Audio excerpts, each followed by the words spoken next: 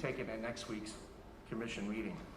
If anybody would like a copy of the agenda or more information on county commission meetings, please help yourself to printouts available near the commission staff here on the back row. I want to welcome back Commissioner Beeler. Will you please lead us in the Pledge of Allegiance? Thank you, Mr. Chairman. Please stand and render a salute to our nation's flag and join me in the pledge.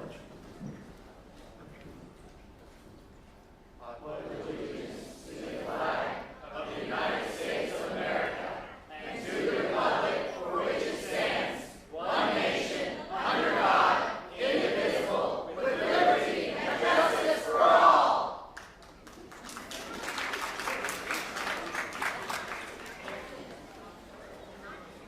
Thank you, Commissioner Beeler.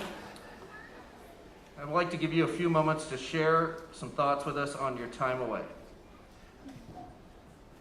Well, thank you for that, Mr. Chairman. I will say I'm very grateful to be back.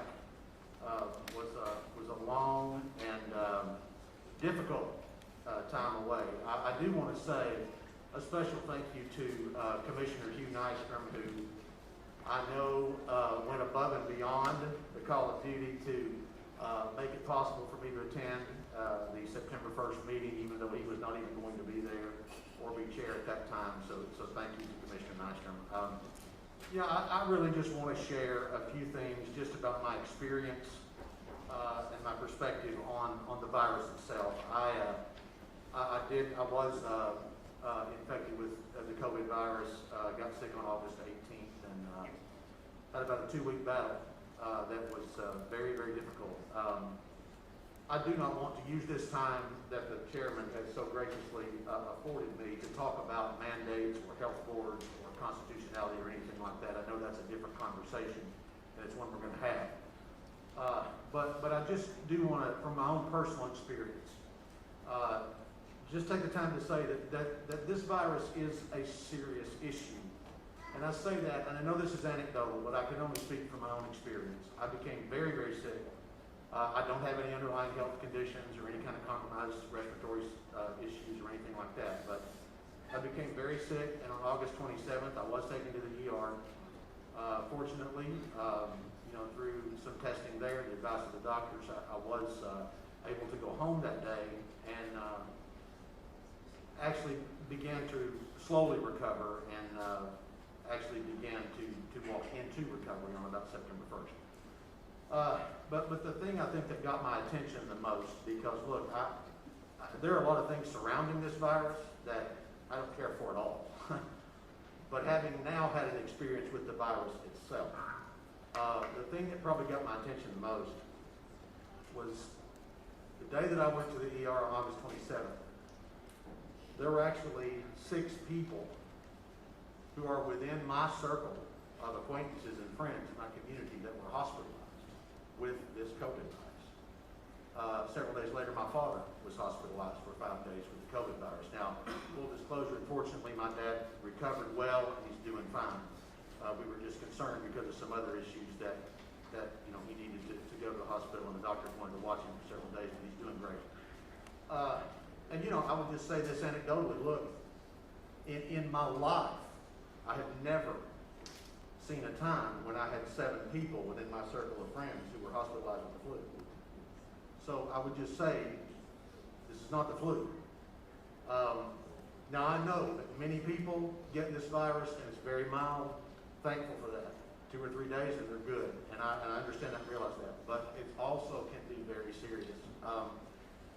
Look, I want to thank the healthcare professionals who are working on the ground, in the hospitals, at the health department. Dr. Buchanan and her staff have only worked very long hours. And I believe with all my heart they're trying to do what's right to keep our community as healthy and as safe as possible. I'm grateful to the doctors, especially the staff at UT, the emergency room, who really helped put my mind at ease and helped me walk into my recovery. And so, look, I just make a personal plea. Listen, I am a firm believer in civil liberties. I'm a firm believer in privacy and private property, and I am a firm believer in personal responsibility. And so I make this plea just personally to us. if you have not had personal experience with this virus, your family and friends have not had it, man, I am so grateful for that for you. But just know that it can happen. And when it happens, it can be very serious. So please don't make judgments about the virus itself based on the inconveniences it causes. I know they are bad. I know that they stink, and I hate it. But the virus itself is a very serious issue. And I would just say, please be responsible, be respectful, and do everything you possibly can for the protection not only of yourself, but especially of your family, friends, and neighbors. So thank you, Mr. Chairman, for the opportunity to speak. Thank you, Commissioner Beeler. Madam Clerk, would you please call the roll? Commissioner Lundy, Here. Commissioner Durrett, Here. Commissioner Smith, Here. Commissioner Ward, Here. Commissioner Schoolmaker, Here. Commissioner Hill, Here. Mr. Bustler, Here. Mr. Beeler, Here. Mr. Daly, Here. Mr. J, Here. Mr. Biggs. Present. All members are present. Thank you very much. If I could take just a minute, County Commission is an important and meaningful guild. I respect everyone who serves in public office and dedicates themselves to making Knox County and Knoxville a better place. I want to ask everybody for a brief moment of silence to remember one of our colleagues that passed away this month, Commissioner B. DeSelm.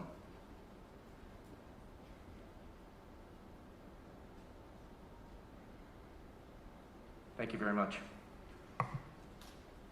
First part of our work session is public forum.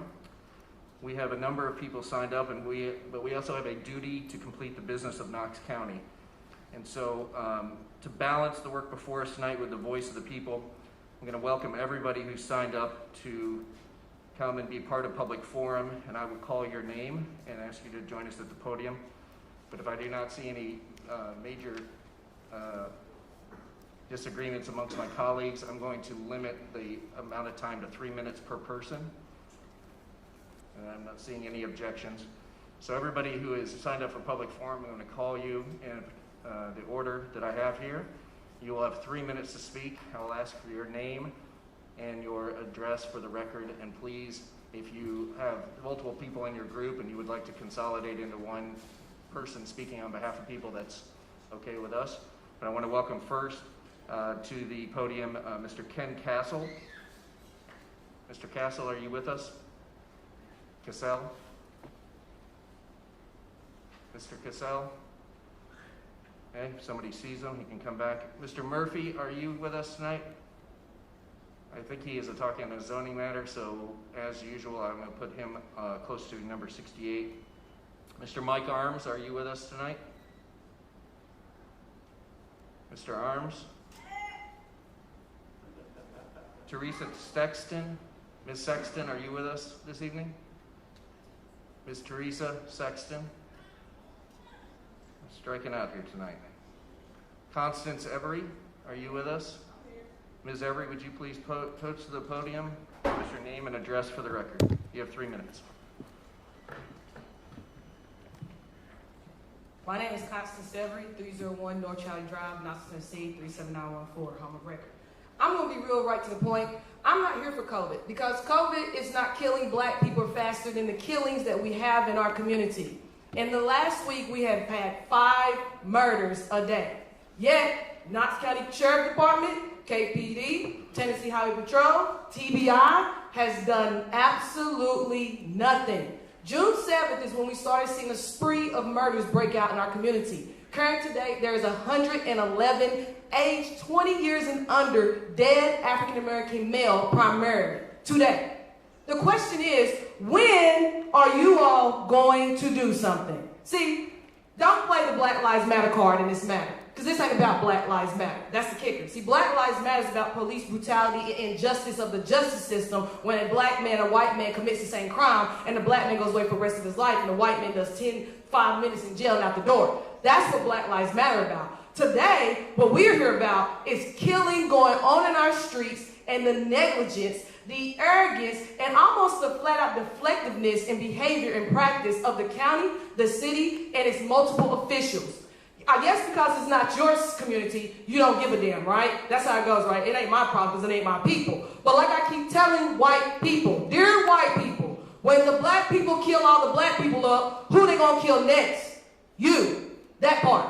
So if it does become a problem now, don't wait until it comes to your community and into your schools and into your kids' environments and activities to say it's a problem now. The problem has already started. It has been began. And people like A.J. Loeffner, honestly, he should be fired from homicide effective immediately. You don't tell murder victim families to tell you information, then they tell you information, and you turn around and say to them, it's hearsay. I have went and already tried to visit with Chief Thomas. She blew me off. I tried to get in contact with Deacon Cannon. She blew me off. Kane ain't took a meeting since he's been in office. Don't know when we're going to see that guy. And I'm going to contact Charmaine Allen tomorrow. Get ready, Knox County building. For the rest of this week, we will be here raising all hell until you all take initiative for, like, we are taxpayers too, to stop the killing in our communities also. Enough. The crazy part is, a kid last night that was a suspect in a killing of a day or so ago before was killed last night. See, y'all moving too slow. The way that you're moving, they're going to out-kill each other and kill us right along with them. We got children that care about their futures too. We got parents that give a damn about their children too. We are taxpayers too. Do your job and give us some help in our community with all of the killing. Now, we don't have time to wait. These are 20-year-old children and under dying in our streets. And you all have done nothing as a whole here. Absolutely nothing. I can't wait for Mark Peter Bradshaw to take office because I hope a U.S. Senator can apply the pressure that obviously little people like me cannot. Do your damn job. Help us.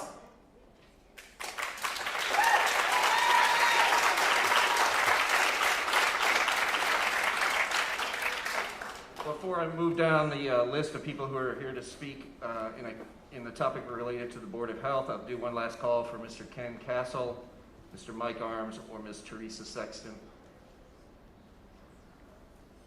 Mr. Castle, if you would please state your name and your address for the record. You have 3 minutes, sir. Thank you. My name is Ken Castle. I live at 5720 Woodburn Drive, Knoxville, Tennessee 37919. I am the chairman of the board for the Knoxville Rescue Squad, and I'm just here to thank you for all of the support you've continued to provide for our organization. We are a life-saving organization in specialty rescue across the county. It's my understanding there may be the potential for some discretionary funds at some point this year, and I just wanted to appeal to you, if that's the case at any point, to please remember us. Every penny we get from the county is important to the services that we provide to this community. It is life and death. It is important, and we appreciate you. Thank you very much. Thank you very much. Mr. Mike Arms, are you with us? Or Ms. Teresa Sexton? If either of them show up, please let me know or let the team know. First person on our forum related to Board of Health discussion is Mr. Peter Easton. And I will, Mr. Easton, if you'll make your way down, I'm going to run through this list so you all know. Go ahead and come on around. But if you hear your name in the on-deck circle, so we're not waiting on each person to come from the back of the room or the upper deck. This is the order in which I will call: Peter Easton, Andrew Flores, Debbie Stafford, Allie Haney, Glenn Stafford, Sherry Garrett, Kim Sprague, and Kevin Hill. I have more on the list, but that's the first 8. If you would make your way.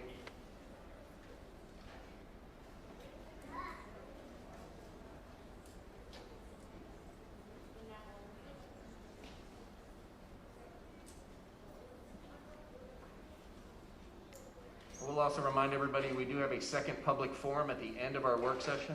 We have a very big agenda. It is likely to be very late into the night, but we do have a second opportunity. So if you've come in, if you did not sign up beforehand and you would like to speak, you are able to wait until the end of the meeting, in which you can also speak at that additional public forum.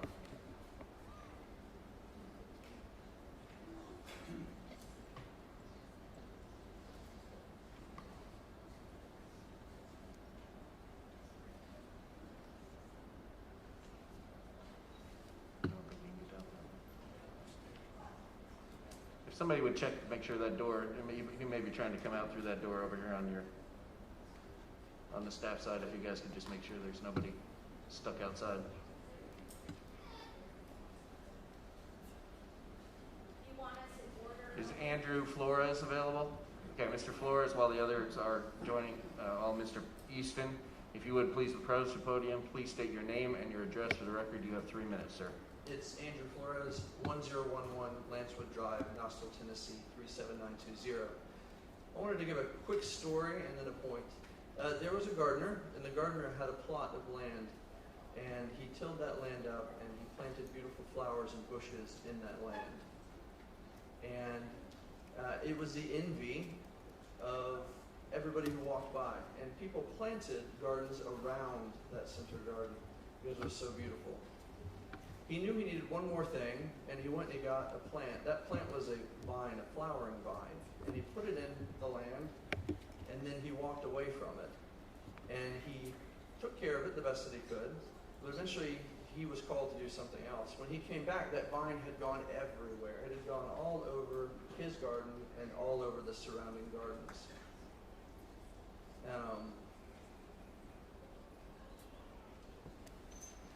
He knew there was something wrong when he came back.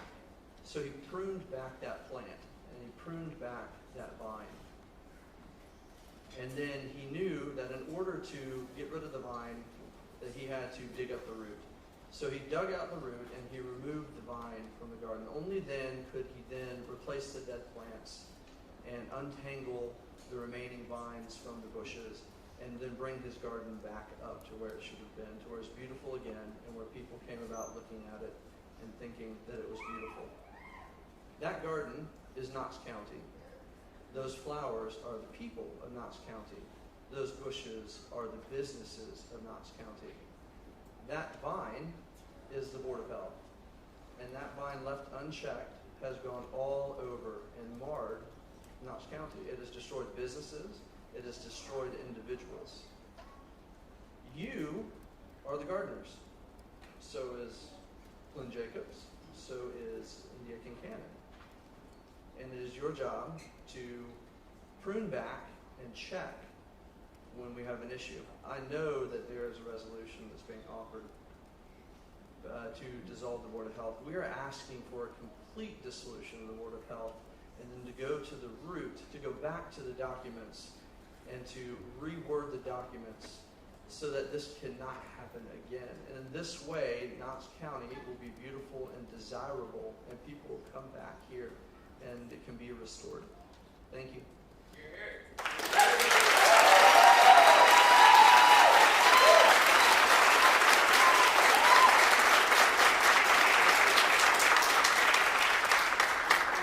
Peter Easton. Mr. Peter Easton. Mr. Easton went through that door and has not reemerged. Can somebody please check on Mr. I'm quite serious. Can somebody on the upper deck go check that door and make sure that there's not an issue with either being able to get out or a medical issue or something? I just want to make sure. He just disappeared, and I want to make sure he's okay. In the meantime, Ms. Debbie Stafford. Ms. Debbie Stafford, are you here? Okay. Ms. Stafford, would you please address the podium, state your name and address for the record? You have 3 minutes. Hi, everyone. Thank you for letting me speak today. My name is Debbie Stafford. I live at 7916 Whitcomb Road, Powell, Tennessee, 37849. I am a licensed family nurse practitioner working here in Knox County. On July 3rd, when the masking began, we had a total of 1,093 total known cases of COVID. Excuse me. As of this morning, on the Knox County website, the latest count shows 9,123 cases. We have had an 8-fold increase in COVID cases since masking began. Clearly, masking is not working.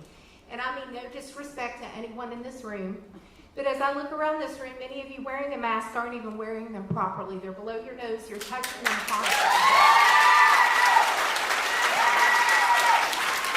But again, it's your body, and it's y'all please let me finish, I have limited time, I love you all, but it's your body and it's your right to wear your mask however you choose.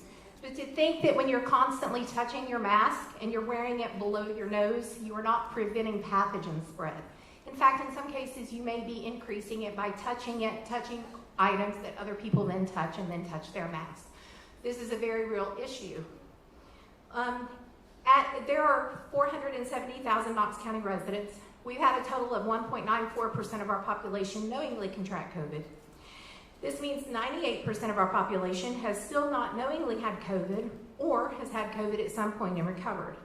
And for that 1.94% of the population having had this over a 6-month period, you're allowing a health board to demand 100% of the population wear a mask, damn the consequences for their physical and psychological harm. The health board is not thinking of our entire community. Around a week ago, I sent each of you an email with the extensive list of businesses who have been denied or who have denied public admittance to people despite having an exemption for the masking. When the health board passed the masking mandate, they said maybe a few weeks. We're what, 10, 11 weeks in now? We have had U.S. veterans that have risked their life for our country be denied access into Trader Joe's or to Walmart or to wherever the case may be. And according to the health board, that's unfortunate. You all are our elected leaders. You all have an obligation to make sure that our rights are not trampled upon. I have nothing but utmost respect for the members of the health board. They cannot help the role that they were thrust into. This is not a personal attack of any one of them, but I respectfully request that you repeal the code that allowed the health board to make these Orwellian rules over our lives and refuse to protect those who cannot wear masks. I have seen more crying in my clinic. I have seen more anxiety and depression exacerbations in my clinic, and nothing is being done by the health board. Their only focus is COVID and not our entire community. I had more, but I know I'm 2 minutes short, so I'm going to stop, and my daughter, I think, is the next one to speak. Thank you.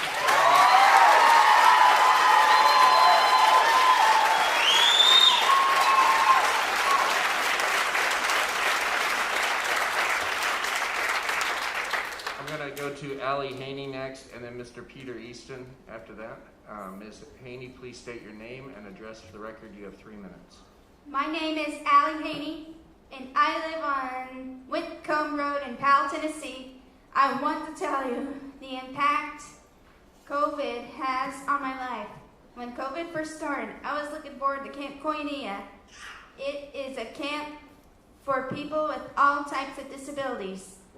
At Camp K, I get to spend a week with my friends who have disabilities. They get to ride horses, sing by the campfire, canoe, and have lots and lots of fun. My choice to attend Camp K was taken away from me when it was closed. I work at Aubrey's doing food prep. I love my job, and I'm really good at it. When the government decided to close the restaurants, I could not work. When the health board allowed reopening of restaurants forcing masking, I was unable to work. I have mitochondrial disorder, and my breathing carbon monoxide is not safe. After months of not working, in late July, my boss and my mom agreed I would try coming back to work in a mask. Because I was so lonely, my mom worries about breathing carbon dioxide will make me sick. But I went to work, and my choice to work safely and breathe air was taken away from me. My friends who are getting speech therapy are suffering. Having autism is important to see us faces. I need to see your faces to help me understand words and emotion. It isn't easy for me. The mask mandate has taken away the ability for all my friends to be able to see faces. Some of them cannot talk and tell you they are suffering. I want to be their voices. I understand COVID-19 can be deadly in some cases, but as an American, I have a right to be given information on COVID-19 and make my own decisions. The health board said there were exemptions, but exemptions are not being honored. The health board isn't fighting for people like me to be able to work and to go to camp. The health board isn't making sure my friends have in-person therapy. It is not okay with people with disabilities to not to have full access to their therapy.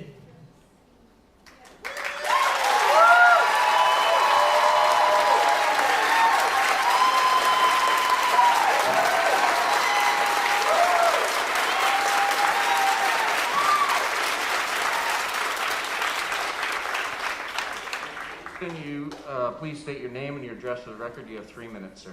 Yes, sir. If it's all right, before I start my dissertation, I'd like to pose an interrogatory to my commissioner, Commissioner Charles Bustler.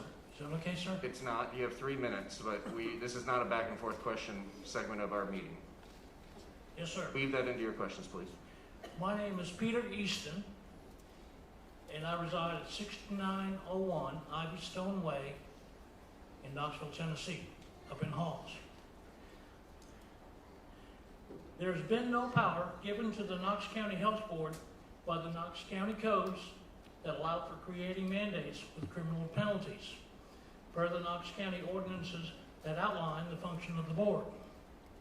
That has been noted in the recent proposal that Commissioner Ward and Commissioner Biggs has drawn up. We've all seen it, and it's now admitted that the mandates are unconstitutional. With that said, keep in mind a mask is a medical device or attachment. No one, including the President of the United States, can mandate that a healthy person be forced to wear a medical device or attachment. Neither can a government entity coerce business owners to force wearing of the masks by their customers. In reference to the proposal of Commissioner Ward and Biggs, I have read the proposal to try and fix the problem of legislative overreach by the Board of Health. However, I have to wonder, have you been set up to fail? Does your proposal run in conflict with the TCA regulations that deal with the county health boards that exist in Tennessee and outline their functions as long as Knox County has one? If Knox County were to choose to dissolve the health board by repealing the Knox County codes that created the health board, that TCA law would not apply because there would be no health board to contend with. The functions of government would be run by Mayor Jacobs and you as a legislative body of Knox County. That's where the voters would see their accountability, and you would have the consent of the government. Unless I'm mistaken, it will take 2 readings for the commission to pass this proposal. This month being first, next month being second.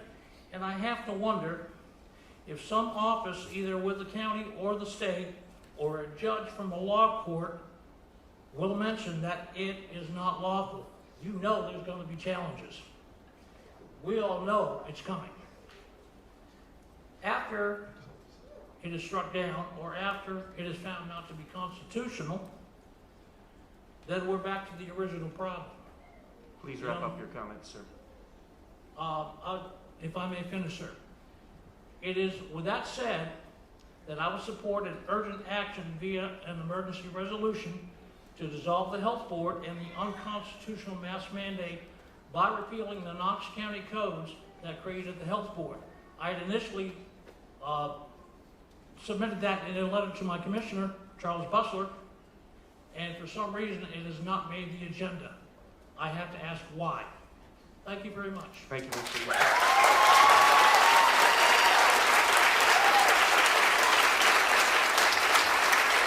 Glenn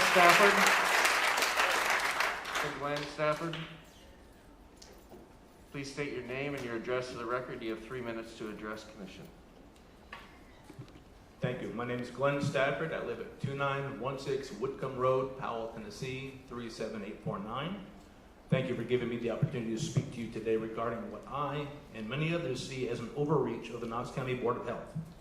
I ask each and every one of you to consider the following concerns that I have, both as a Knox County resident and as an American citizen. First and foremost, I am the stepfather to a medically vulnerable young lady, so do not take the possible health complications of COVID-19 lightly.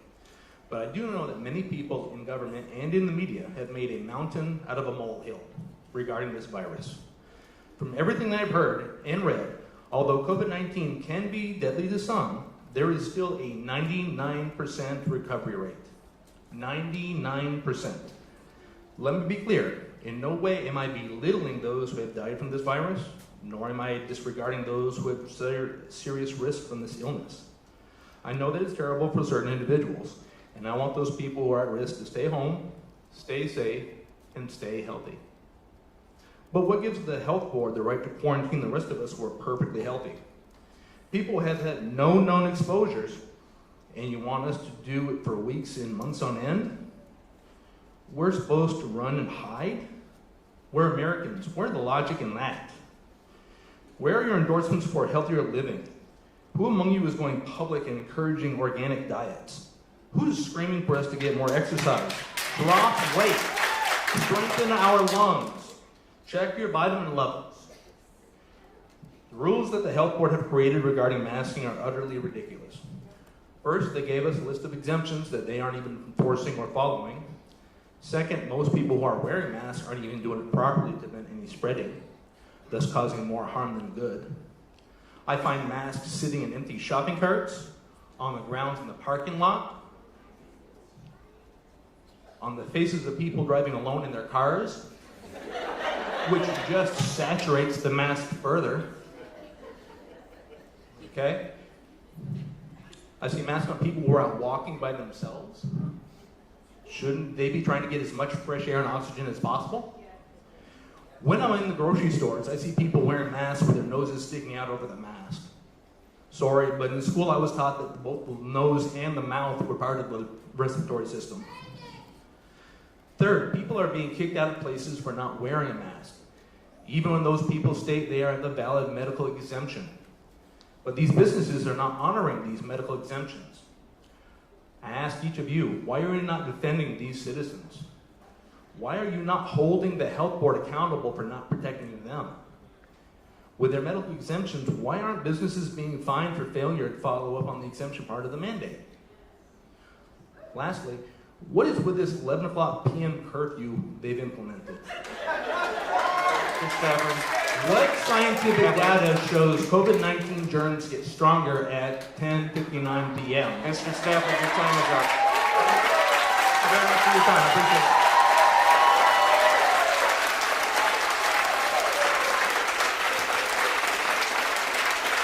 Ms. Sherry Garrett, please approach the podium, state your name and your address for the record. You have 3 minutes. And I would ask the audience to please keep the commentary during the speaker to a minimum out of respect for all speakers. My name is Sherry Garrett. I live at 7900 Sharp Road, Powell, Tennessee, 37849. It was Mahatma Gandhi who said, "A nation's greatness is measured by how it treats its weakest people, weakest members." So let's talk about some of our weakest members. I have some stories here that I gathered throughout the week to tell you all about what's going on with the constituents in your community. In the facility where I work, the patients are not allowed out of their rooms for anything. They used to come out for therapy, but about a month ago, they decided no more. They have to stay in their rooms at all times. We are allowed to take a few outside, but not everyone is appropriate for that. Our hands are tied as to how we can help them. Walking 20 feet in their rooms doesn't do much. Keep in mind, we are tested weekly and have no cases in our facility. Imagine staying in your bedroom, oftentimes with a roommate, for months on end. Most aren't even allowed outside. Many lay in bed all day long, where they used to get up and go to activities throughout the day and eat in the dining room. They're getting weaker and weaker. And therapy is very limited due to the rules. For the staff, we are forced to get tests weekly, or it's considered our resignation. We have to wear a mask and a shield. If any of the residents go out to the doctor, they're put in quarantine rooms where we also have to wear hot plastic gowns and gloves along with our masks and face shields. Oftentimes we're soaking wet with sweat and lightheaded after working in those rooms. So imagine needing to go to the doctor for anything and being taken out of your bedroom and stuck in a different room by yourself for a minimum of 14 days. Not to mention, of course, not being able to see your families for 7 months ongoing. My husband's 99.5-year-old grandmother hadn't seen her family since March, got depressed, quit eating, and died of loneliness last month. My husband's dad was put in the hospital the next day and was sent to a nursing home, and we couldn't see him for the month. He ended up back in the hospital with bed sores from lack of care at the facility, amongst other problems, which also wouldn't have happened if family had been allowed to visit. My grandfather passed away in April. He had been in the hospital. They discharged him but told him he needed to see a specialist about his heart. He was unable to get an appointment because of the restrictions. He died a few days after being released. He was unable to get, These restrictions truly have killed people and not due to the virus.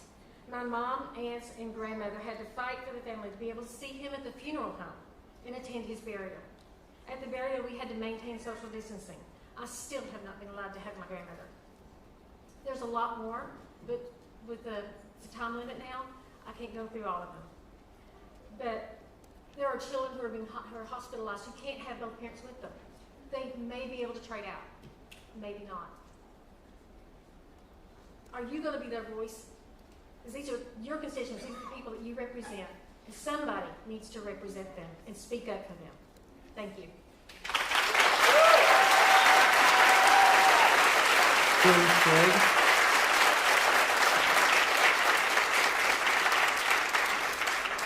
Craig, if you would please state your name and your address for the record. You have 3 minutes to address the commission. Okay, can I wait till my commissioner comes back before my time is started? Thank you. My name is Kim Sprague.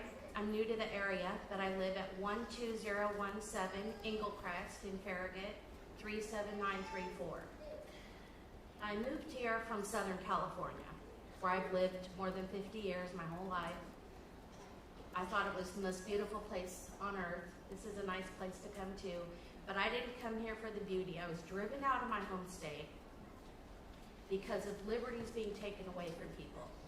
And I'll tell you, one of the ways they do it is by unelected boards. And I'm seeing that here. Please don't clap, I have 3 minutes. I'm seeing it here, and I'm telling you, it scares me. I have worked for congressmen. I've been very involved in politics. I know how this works. You all campaigned. You went to people's houses, you met them, they gave you some money, tried to get support, you walked some doors, you put up some signs, but you told people your values and you told them you would represent them. And you have given that up. I'm disturbed to see that here. I'm disturbed to move. I did a lot of research on where I could come to have some freedoms, and I'm disturbed to see that happening here. But this isn't about COVID. By the way, my household has had members with COVID. I'm glad you've recovered, Commissioner. This isn't about people's livelihoods being taken from them. I'm a licensed mental health therapist here. The suicides I've seen, it's not about that either. The hopelessness that you're putting in our teens, it's not even about that. This is about one thing. Who is running Knox County? You were elected, and you've all given that up to a health board, and I've watched their meetings. And I don't think they have the same values you have. At least I hope they don't, from what I've read about your bios. And you've given it up to them. We can't vote them out, but you can dissolve them. And it's really important to dissolve them, because it's not about COVID, it's not about the masks, it's not about the businesses, or the suicides, or the child abuse. It's about unelected people telling us what to do. So I will say this. Find my little thing, because time's running out, and I wanted to make sure I made my points. But I will say this. This is a watershed vote for you, and I personally will keep track of your vote. This is one of those things that will define you as a representative. And you either dissolve the board, or I will make sure to find somebody to replace you in this position or whatever position you ever run for. Because you have a responsibility to represent the people. And if you're going to give that over to Maria Hurt and other kind of wacko people on a health board, then you don't deserve to ever be elected again. Please do the right thing. Thank you very much.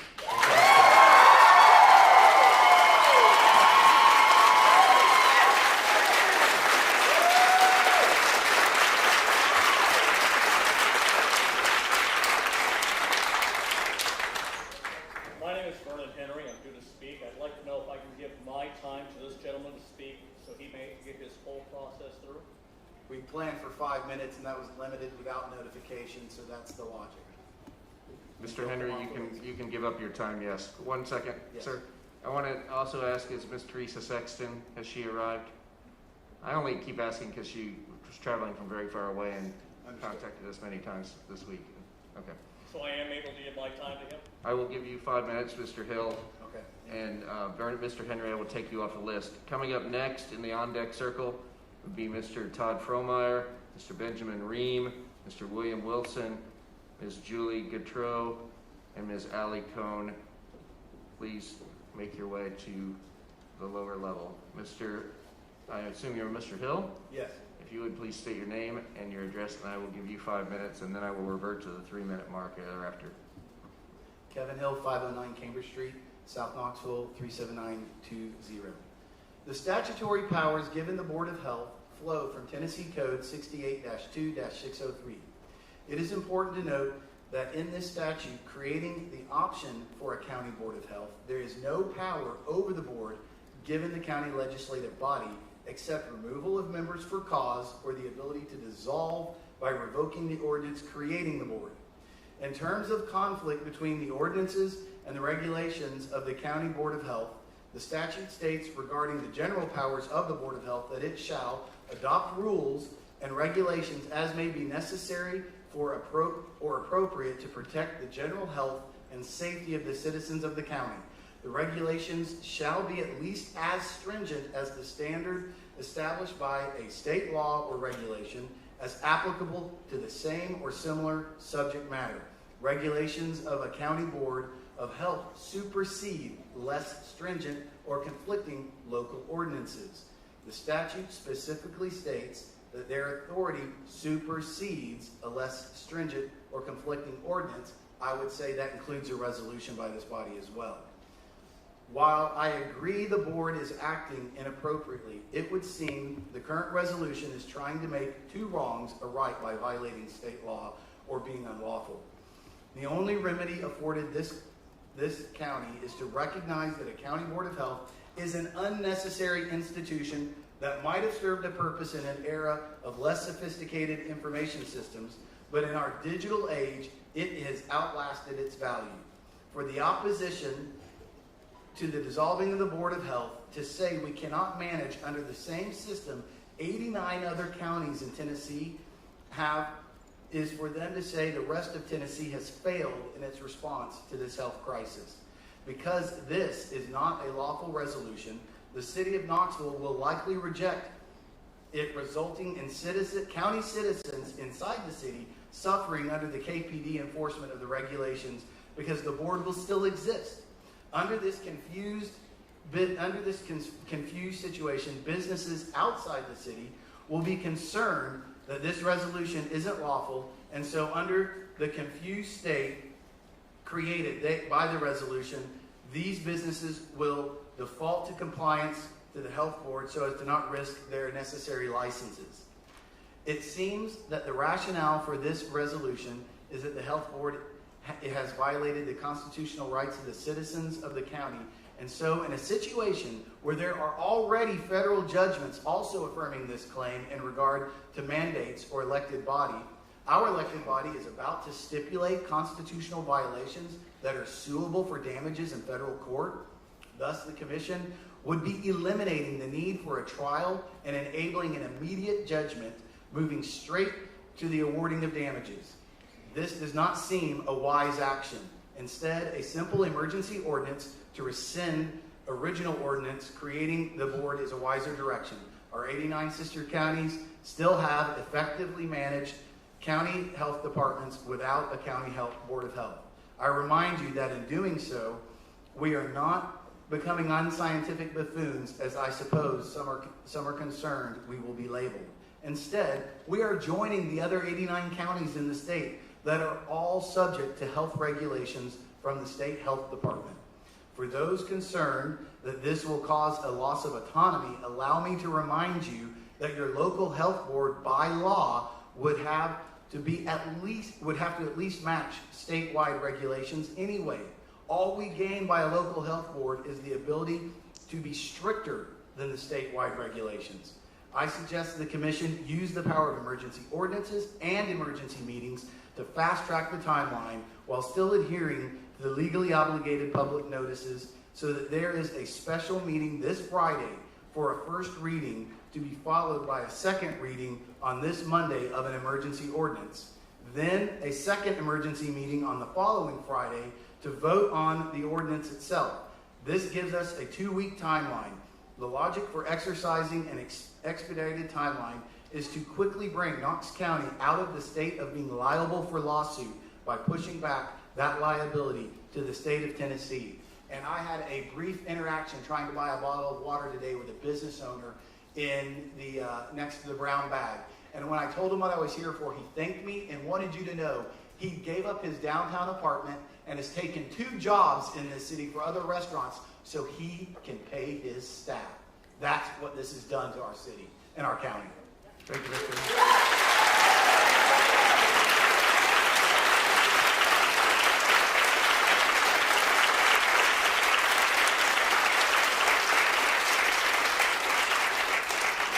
Mr. Fromeyer, please approach the podium. State your name and your address for the records. You have 3 minutes to address Commission. Todd Fromeyer, 1551 Lawrence Glen Lane, Knoxville, Tennessee, 37923. Mr. Chairman, Commissioners, I'm here to speak about the proposal to add a citizen member to the Board of Health, specifically the process that seems to have been followed so far in selecting that citizen representative. I'm heartened from reading the Compass article this morning that Chairman Jay is going to follow the usual process of accepting applications for the position, because I note that last week, according to another Compass article, Commissioner Biggs came up with the idea of proposing Randy Burleson, a local owner of several restaurants. Curiously, though, Commissioner Biggs thought it was appropriate to run that name by Mayor Jacobs, who is a member of the board, or at least that's what Mr. Burleson said in an interview he gave. I guess I would ask Commissioner Biggs if he thought that he should also run the name by the other members of the Board of Health, and if not, why would Mayor Jacobs get to vet the potential citizen appointee to the board, but the other members of the board would not? Like I said, I'm glad the Commission is going to follow a formal process in selecting the person. I have nothing against Mr. Burleson personally. I've never heard his name before this. And maybe the citizen representative should be someone from the business community. But if so, that person should not be handpicked from the ranks of the well-connected moneyed interests of Knox County and have to have the Jacobs stamp of approval. I think the Commission is going to get many well-qualified candidates for this position. I believe the Commission should choose someone other than Mr. Burleson. But this brings me to a larger point. The Commission needs to start to act like the independent body that it is, rather than being enthralled to the county mayor. Last week, a disturbing video narrated by Mayor Jacobs hit social media. It was hosted by a shadowy group called Freedom Forward Tennessee. The video was there, and then it was gone. The mayor said in an interview he co-wrote the text of the video. Now, I could probably write a thesis paper on the disturbing words and imagery in the video. I could go on out about how Mayor Jacobs talks about the blood of patriots and how we're under attack, the chaos that is engulfing the country can happen here, or point out the hypocrisy and warning of violent mobs creating an atmosphere of division, hatred, and fear when the mayor's words and video do that very same thing. Instead, I'm going to point out that the mayor's video showed a screenshot of the Knox County Board of Health when he intoned the words, "We are under attack from sinister forces, unelected bureaucrats." I'm here to say that I don't believe that any of the members of the Board of Health are attacking us in a sinister way or any other way. If there is any attacking going on here, it's Mayor Jacobs attacking the body of which he is a member. If there's anything sinister going on here, it's the behind-the-scenes machinations of Mayor Jacobs and his various supporters working to impugn and undermine these fine public servants. It's disgusting. I propose that this commission should take upon itself to do the opposite of what Mayor Jacobs is doing. You, elected representatives, should be supporting those who are trying to help us make it through our day and be able to spend time with our families. You should be supporting those that are working to keep us healthy and safe. Don't join the politicians who are trying to divide and scare us. You know that the Board of Health is following the science. You know they're doing their very best in very troubling times to keep us all safe. Don't fall for this nonsense. Vote in favor of letting the Board of Health keep doing its job. Thank you. Thank you, Mr. Fromeyer. Mr. Ben Reen, he had texted me, and I was going to say something on his behalf. He couldn't be here, so I think you'll be able to skip him. Okay. Thank you very much. We'll mark Mr. Reem off. Next up, I have Mr. William Wilson, and then on deck was Julie Gautreau, Allie Cohn, Ken Castle, and Steve Roberts. Mr. Wilson, if you would please put address. Are you with us, Mr. Wilson? Raise your hand. Tell us you're here. Going once, going twice. Mr. Wilson is not with us. Julie Gautreau, are you with us?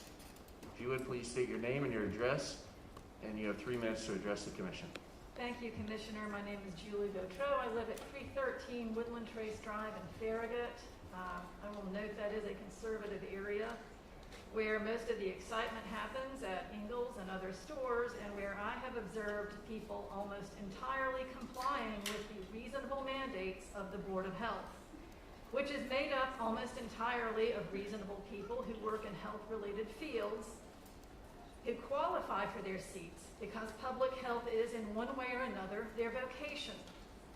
I am dismayed by any movement to dismantle the board because of the fact that they are doing their jobs in safeguarding the health of our local population in the midst of a pandemic that has killed over 200,000 Americans in 6 months and which is escalating in Knox County,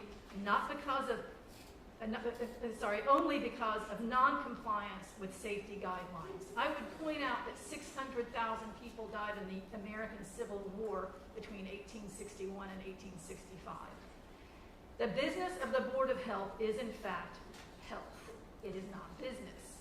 I'm speaking to the second resolution put forth by Commissioner Biggs.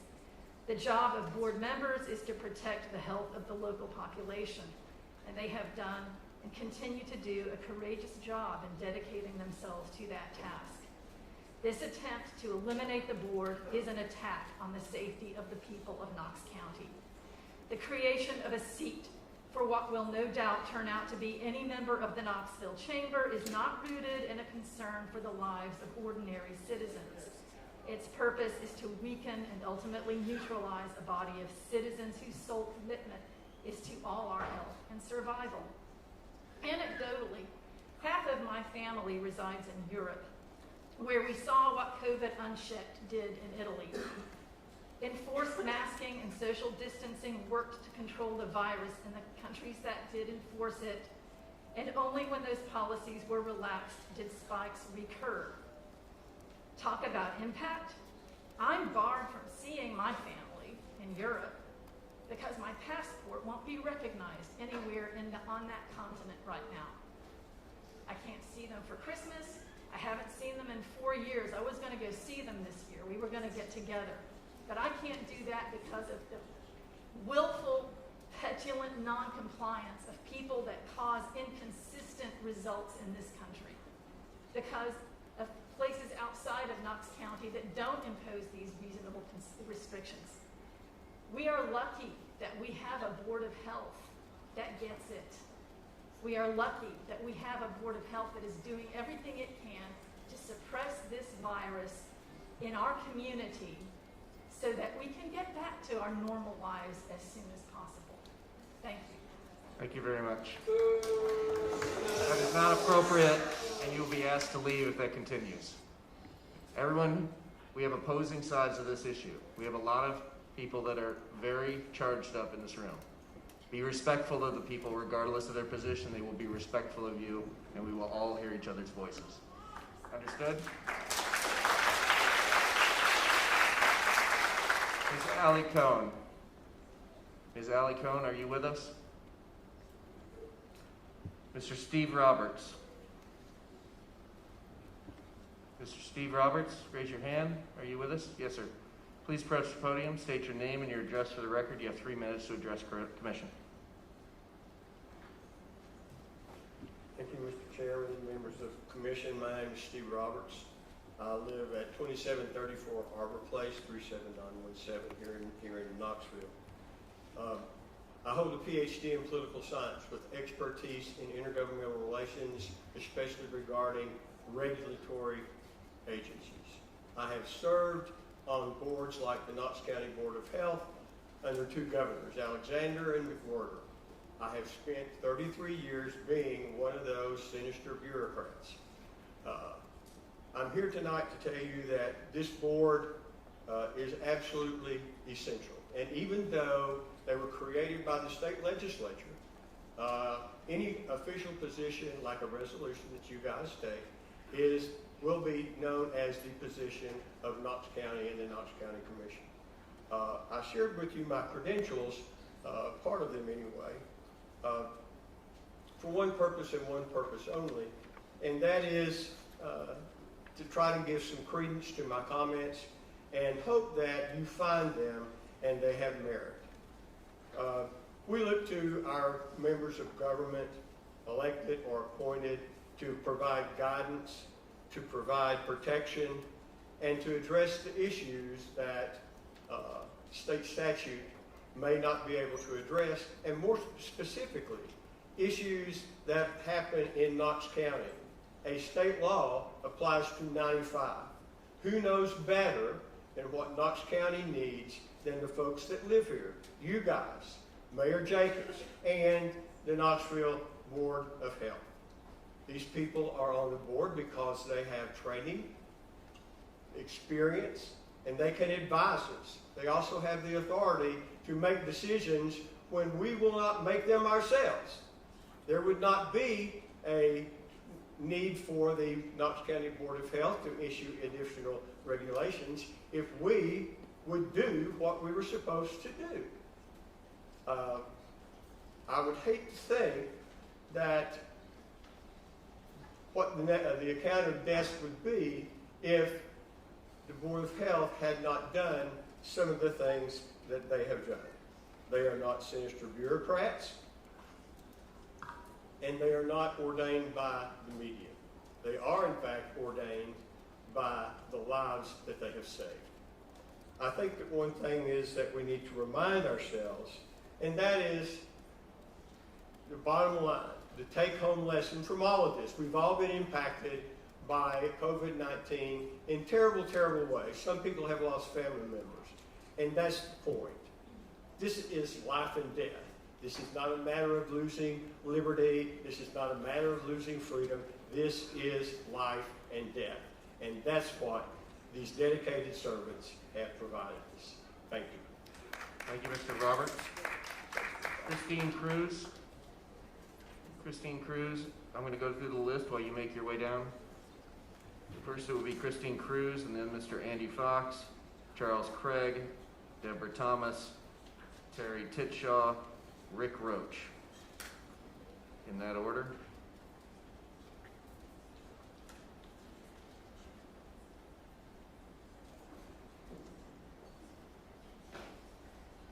Allie Cohn was not here. Have you joined us? William Wilson was not here. Have you joined us? Benjamin Ream, I believe you said was not going to be making it. Teresa Sexton. Wait a moment for Ms. Christine Cruz.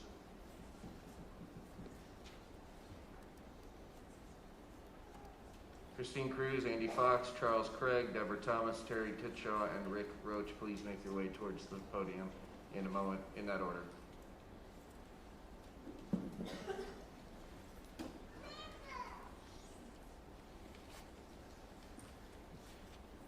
Here she comes. Christine Cruz. Christine Cruz is not here. So. She's right here. Okay. Christine Cruz, please address, give us your name and address for the record. You have 3 minutes to address Commission.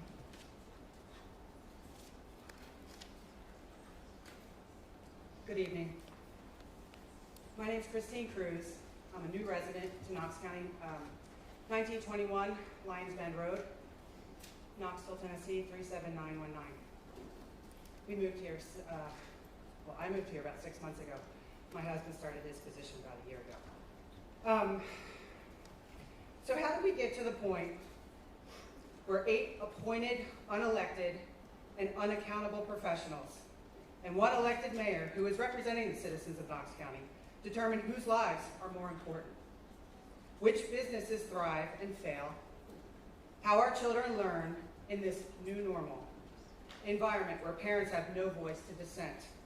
Attorney General William Barr stated last Wednesday evening in a speech to Hillsdale College, quote, "Putting a national lockdown stay-at-home order is like house arrest. Other than slavery, which was a different type of restraint, this is the greatest intrusion on civil liberties in American history," end quote. AG Barr also writes, quote, "A person in a white coat is not the grand seer who can come up with the right decision for society. A free people makes its own decisions through its elected officials," end quote. I'm a retired critical care nurse. My husband's a neurosurgeon in town. So we have some credentials as well.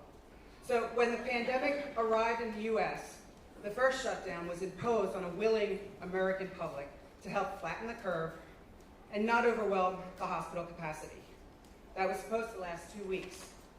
Professor Neil Ferguson of the Imperial College of London developed the computer model along with Microsoft and Google that was used to justify the stay-at-home orders in the UK and the US. This model predicted that by October of 2020, the US would likely have 2.2 million deaths and the UK would have 500,000 deaths. Actual numbers, US, 199,000. UK, 41,788.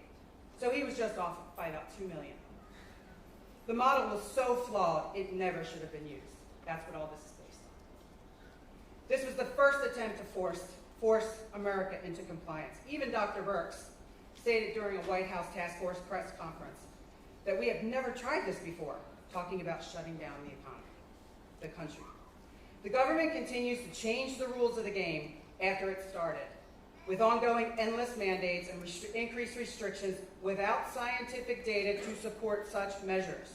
The Board of Health keeps adding data criteria and measures that need 14 to 28 days of downward trend before they consider lifting restrictions. They claim they are so successful in keeping the numbers down because they are getting ahead of another outbreak to prevent a spike and save the day. That is not how a constitutional republic operates, as per A.G. Barr's comments above.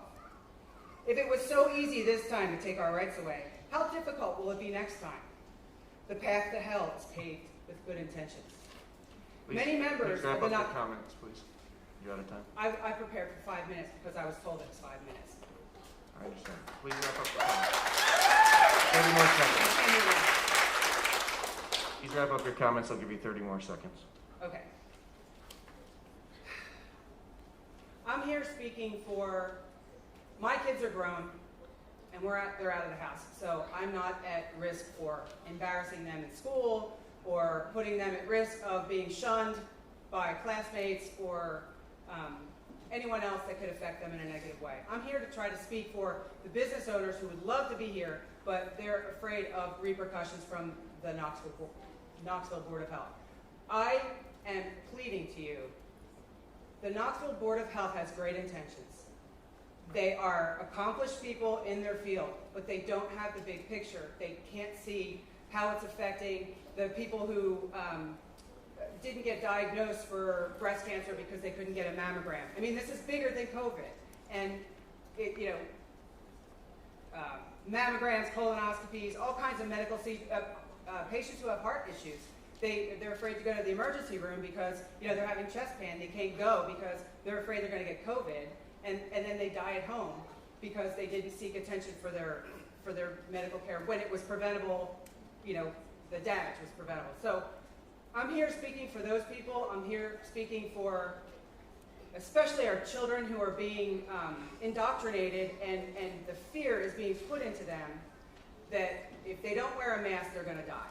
Well, it doesn't even hit children the same way that it hits adults. And there are plenty of medical studies to support that. So, thank you, ma'am.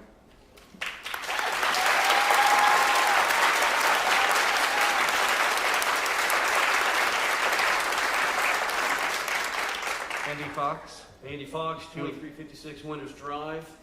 I have a law practice that I've been involved in for 25 years in the local area, and I'm stunned by the audacity of state and local governments to undertake the shuttering of businesses and disruption of life, unprecedented in this history of our nation, and an attack on the ordered liberty that all of our citizens are supposed to enjoy.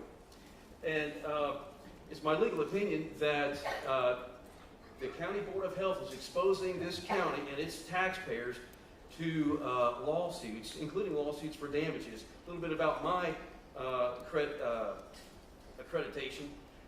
It was my legal opinion when I read in the newspaper about what McIntyre did to John Peach and Bill French when he committed viewpoint discrimination. It was my legal opinion at that time that he committed viewpoint discrimination. I called up my friend Bill Becker from Freedom X, who I know through Alliance Defending Freedom. We're both honor guard members of Alliance Defending Freedom. I said, Bill, you want to get involved in this case? He said, yes. And so I contacted John Peach. We filed suit, and I was so correct, of course, that the law director's office didn't even file an answer. They just ran up the white flag and said, you got us. And you all voted on damages to pay to Freedom X and me and John Peach and Bill French. So I know a little bit about these things. I was also the attorney that filed suit against Knoxville when Mayor Rajero said that she wasn't going to allow carry permit holders to enter the Chilhowie Park. I was backed by Tennessee Farms Association, and the only reason that that case ended up moved is the legislature, General Assembly, fortuitously amended that statute.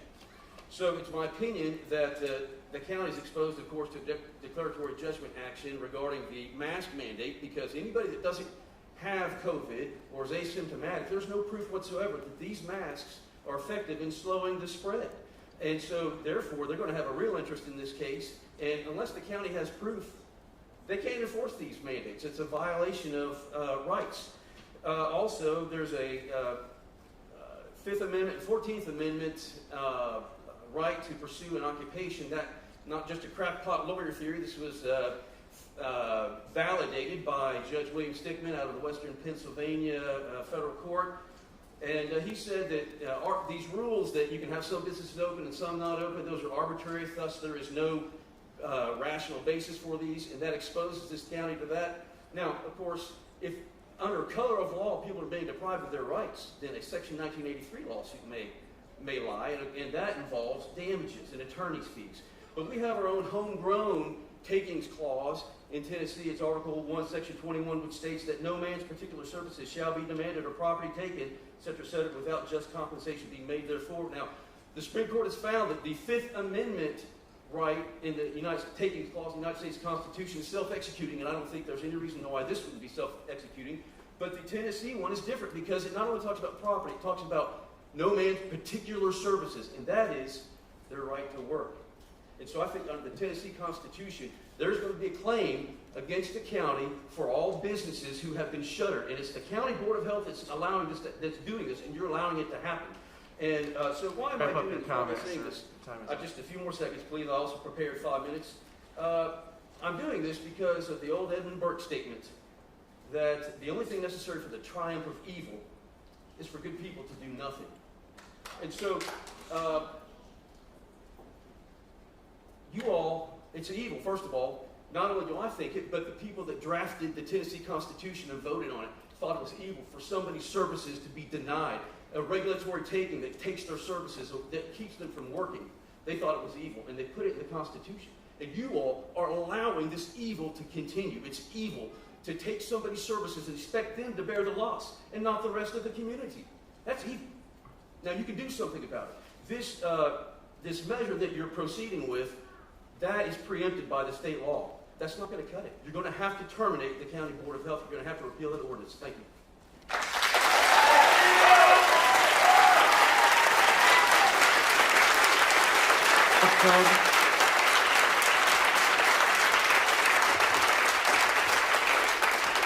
Mr. Craig, you have, please state your name and address for the record. You have 3 minutes to address commission. Everyone else who is speaking, Deborah Thomas, Terry Titshaw, and Rick Roach, please prepare your comments for 3 minutes. Rick Roach, 24 Victoria Avenue, 379. Oh, you're Rick Roach. I'm sorry. I thought you were Charles Craig. Okay, Rick Roach. Yes. Please state your name and address for the record. And Charles Craig, you're up next. Just did it recorded? I've served on 2 advisory boards. Please state your name and your address for the record. Rick Roach, 24 Victoria Avenue. Thank you. Sorry, we could not hear you. I've served on 2 advisory boards, one for the city and one for a combination city-county board. Neighborhood Advisory Council for the city of Knoxville and the Knox County Food Policy Council. They were advisory boards. Okay, so that's all they did was advise. Hardly ever did county commission or city council follow the advice of these advisory boards, and that's fine. Okay, we were volunteers. We didn't get paid. We put in a lot of time, a lot of work, and we tried to do due diligence to what we were tasked with. Okay, the Board of Health was appointed by you all. Okay, so they're going to do the bidding that you instruct them to do under Tennessee Code annotated and whatever other regulatory coverings that they have to work on. So what is the problem with you not giving guidance to the Board of Health? Okay?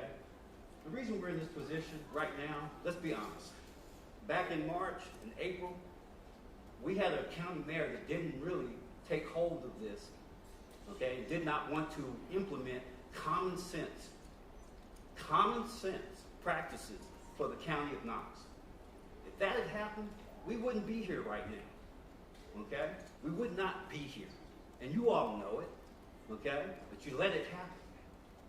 So you all have to take responsibility for that also, at least the previous county commission as constituted. And I think at the end of the day, if we sit up here and we let a lot of noisemakers come up here and talk about the science, we don't know about the science all the way through. The people who are medical doctors and who deal in those areas, they know. We have to listen, we've got classifications right now, active and inactive cases. You notice that last word I used, inactive? It was changed from recovery.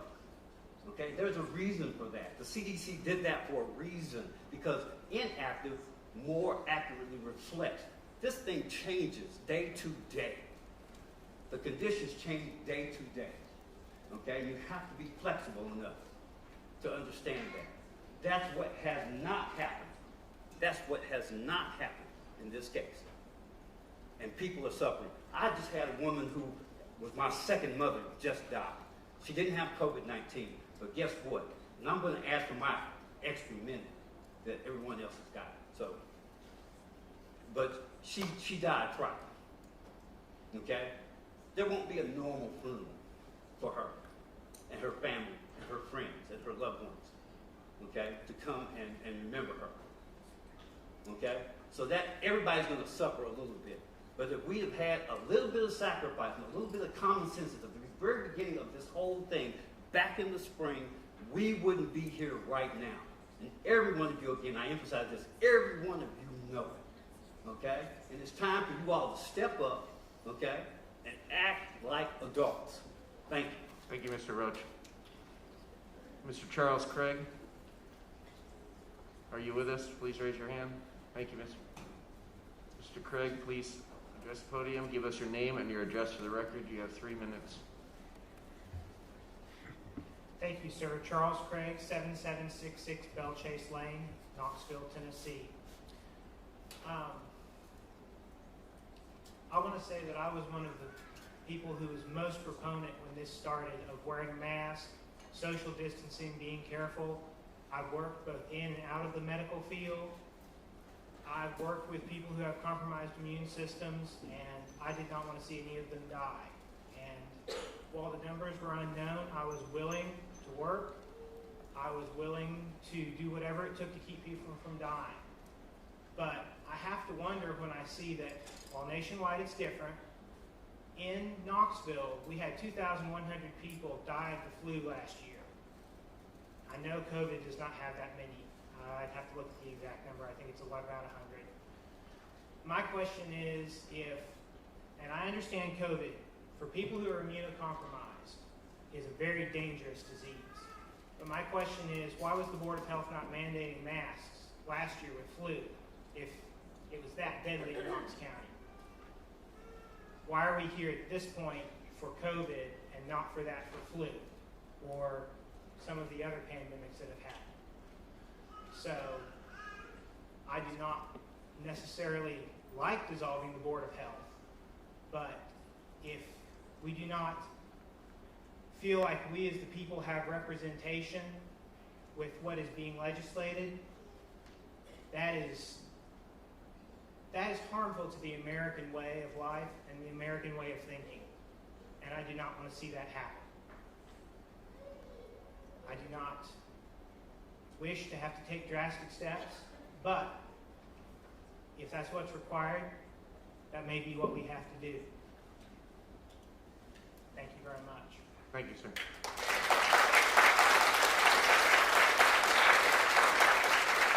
Thomas, Deborah Thomas, are you with us? Raise your hand. Thank you. Ms. Thomas, please address the commission. Your name and address. You have 3 minutes.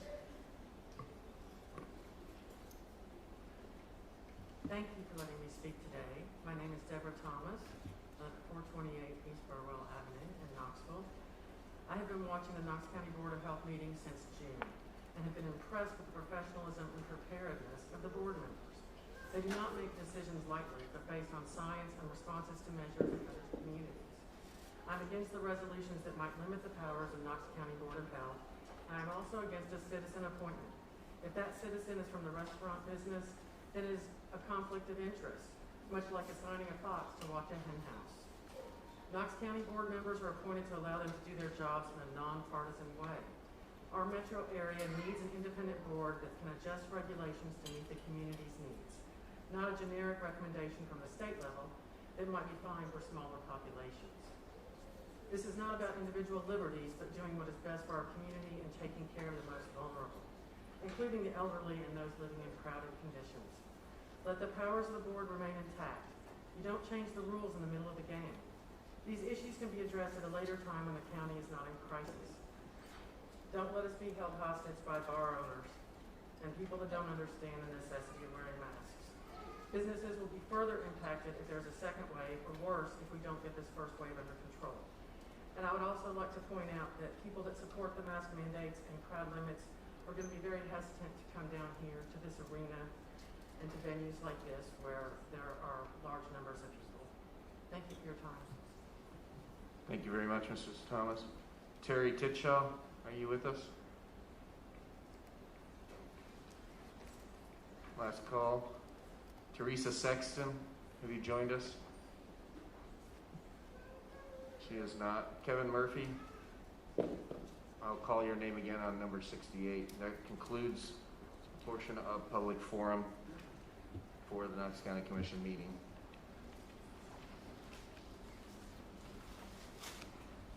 The next item of business is our amendments to the agenda. The first item are the additions to be included. I'm going to do this in two parts. The first part being the resolution that came in after the agenda was published. That will be Resolution R-20-9-907, submitted by Commissioners Ward and Biggs. That came in after the agenda was published, and then we'll go to the additional additions thereafter. Madam Clerk, would you please read in the caption?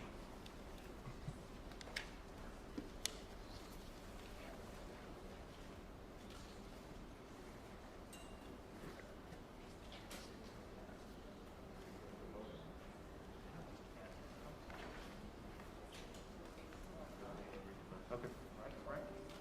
Sorry, just clarifying something. So the first item on our agenda would be to determine if we're going to add R-20-9-907. Mr. Law Director, if I'm correct, that takes a 2/3 vote by commission to add to the agenda. Correct. That would be 8 members. Is there a motion to add this to agenda? Do I get a motion and a second as normal, Roberts? Okay. Is there a motion to add this? Motion to add. Motion by Commissioner Biggs. Is there a second? Second by Commissioner Ward.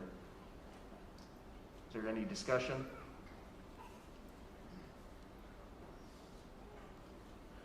Seeing no lights, Madam Clerk, would you please take the vote? Takes 2/3. Commissioner Lundy. Aye. Commissioner Lundy votes aye. Commissioner Durrett. Aye. Commissioner Durrett votes aye. Commissioner Smith. Yes. Commissioner Smith votes aye. Commissioner Ward. Yes. Commissioner Ward votes aye. Commissioner Schoonmaker. Aye. Commissioner Schoonmaker votes aye. Commissioner Hill. Yes. Commissioner Hill votes aye. Commissioner Butler. Yes. Commissioner Butler votes aye. Commissioner Beeler. Aye. Commissioner Beeler votes aye. Commissioner Daly. Aye. Commissioner Daly votes aye. Commissioner J. Aye. Commissioner J votes aye. Commissioner Biggs. Aye. Commissioner Biggs votes aye. Okay, Resolution 907 will be added. The additional agendas to be added, I'm going to take this one at a time, or all together. Those would be items on your agenda number 25, 36, 56, I'll do it twice, 63, and 71. Items to be added, 25, 36, 56, 63, and 71. Motion to add. Motion by Commissioner Smith. Is there a second? Commissioner Butler as the second. All in favor, please say aye. Aye. I have an addition as well. I'd like to add. You have another addition beyond? Yeah, I have another resolution I'd like to add. Okay, we're in the middle of a vote. We have a motion and a second for this. Yeah, my light was on. I'm sorry. Okay. Then I'm going to hold that vote. You have an additional, a brand new agenda that no one has seen yet, or a resolution?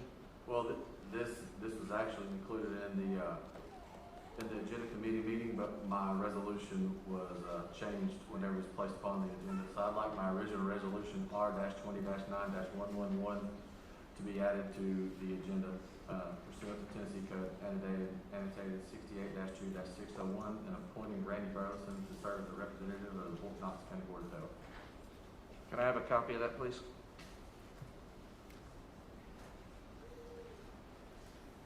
Mr. Law Director, I'm going to read a prepared statement I have related to this. Thank you.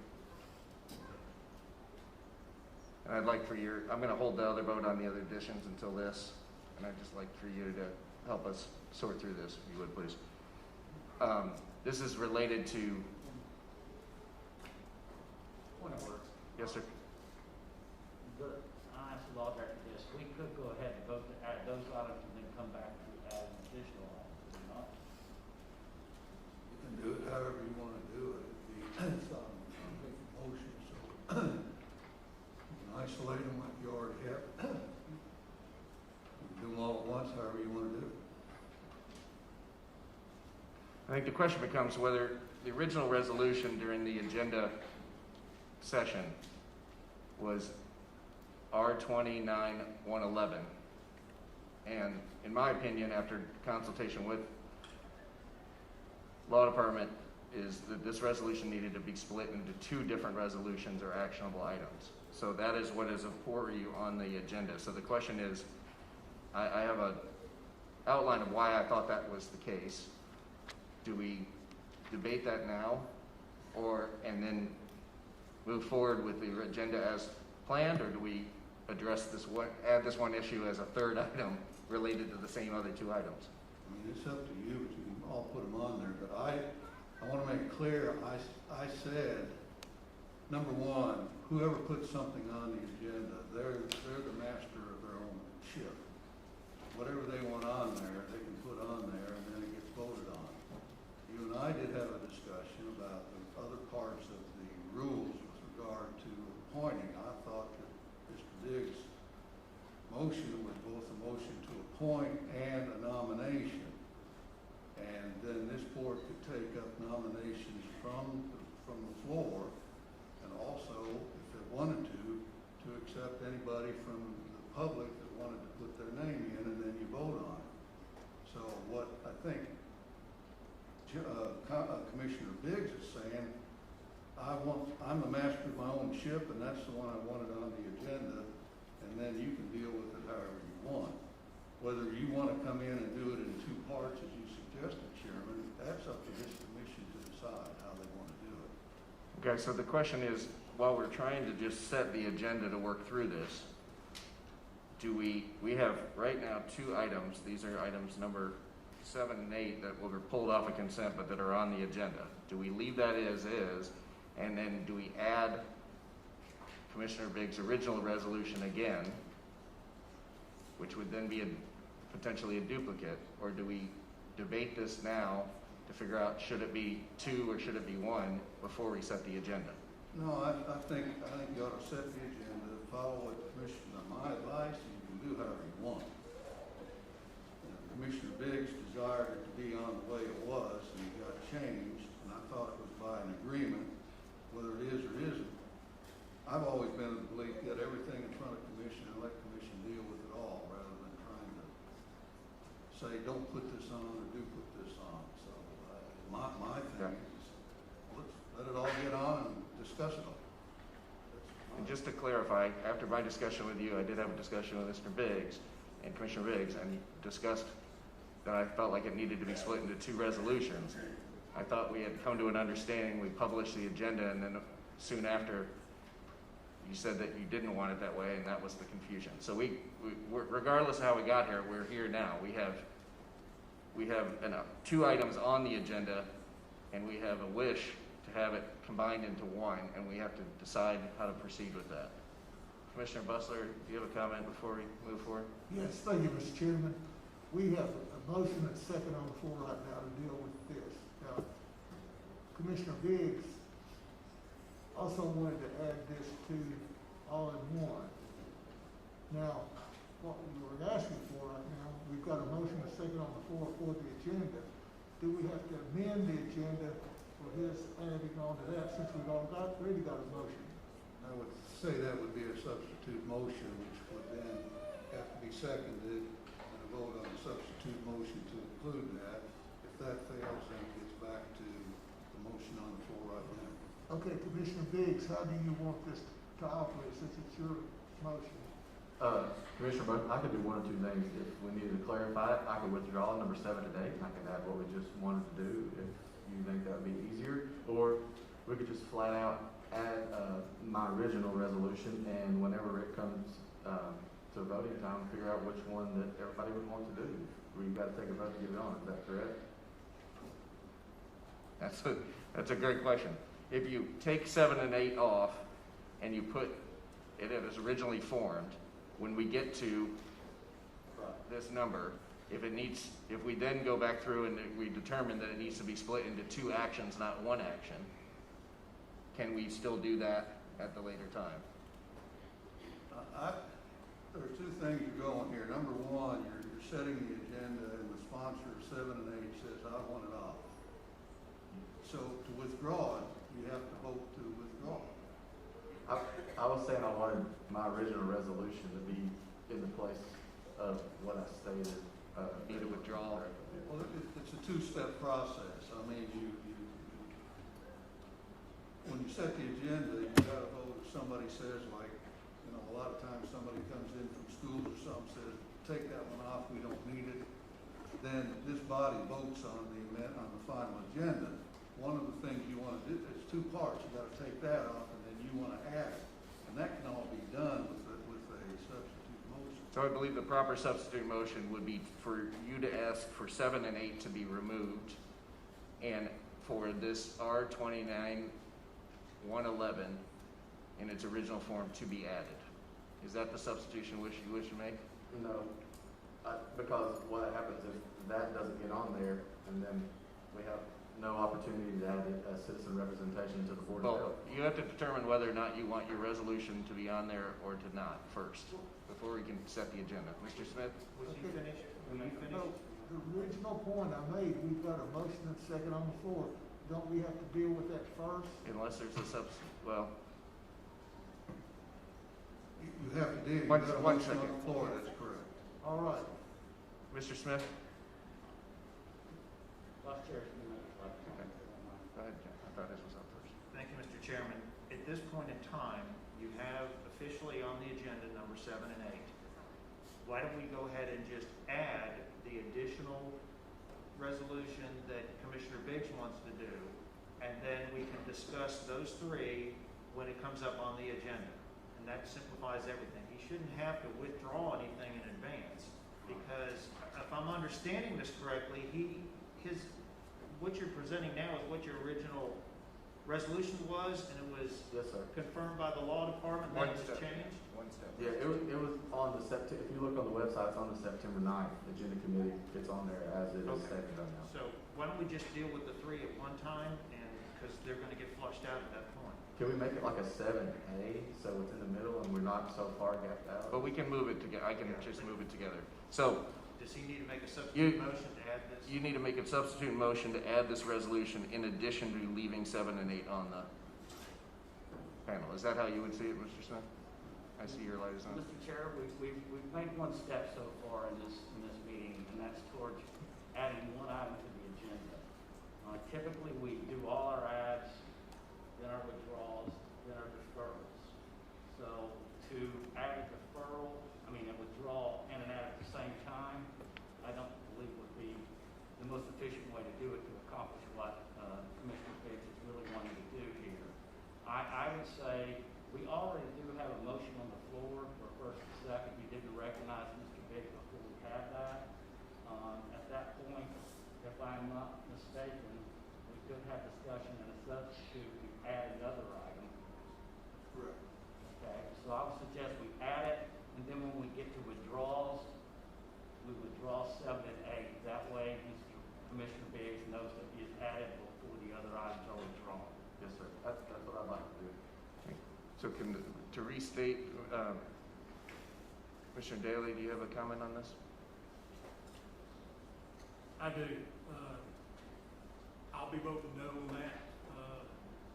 Her commission rules state that the public, anyone out here, anyone up there, could be not asked their name to be put in nomination. And so doing, I'm afraid that it just, as Commissioner Biggs goes through, that Randy Burleson will be in there without the public having the opportunity. So I'll be voting no to be adding this resolution. And one question to the law director. On agenda committee, which I think there's only been about 2 of them on the agenda committee on this commission. Who sets the agenda? Is that the chairman's priority? Can the chairman set the agenda and not add items or remove items? First of all, the rule is that anybody wants something on the agenda gets it in by the date, which is what, 2 weeks ahead. And if that's submitted, then it goes on the agenda. After that, it's up to the chairman has discretion to add anything on the final agenda. Then this body has final authority at a city meeting to add something by a 2/3 vote. So you can do that. With regard to your issue on letting the public come in, it's something that can be done by Justin Biggs' motion, simply by, for instance, you saying, well, I move to a substitute motion that we want somebody on the board of a citizen, but I want to do it this way and leave it open. You can do whatever you want. I mean, so the first what item you want to do can be done by substitute motion by just once his motion is granted and seconded. Can the chairman not add a resolution to the workshop agenda? Does he have the authority to not take away Commissioner Biggs' resolution? Well, he has no authority to take it away. Yeah, the difference was 1 action or 2 split into 2 actions. Yeah. So I believe that the proper way forward at this point is we have a motion to add 25, 36, 56, 63, and 71. If Mr. Biggs would like to make a substitute motion to also add his original motion, which is R2911, Yes. he can do that, and he would look for a second. Yes, sir, Chairman. Is there a second? I'll second. All in favor? Aye. This would be, we are voting to add 25, 36, 56, 63, 61, and R29, 111, which has no number right now. Okay. Now, that is the first part of our setting of our agenda. Second part of setting our agenda. Oh, are there any opposed? All in favor, say aye. Aye. Okay, there we go. So that passes. Those are added to the agenda. Do you have a number, Madam Clerk, of what this resolution would be? Okay, we'll deal with that here in a minute. Next up on setting the agenda are the withdrawals. Current withdrawals listed are item number 31.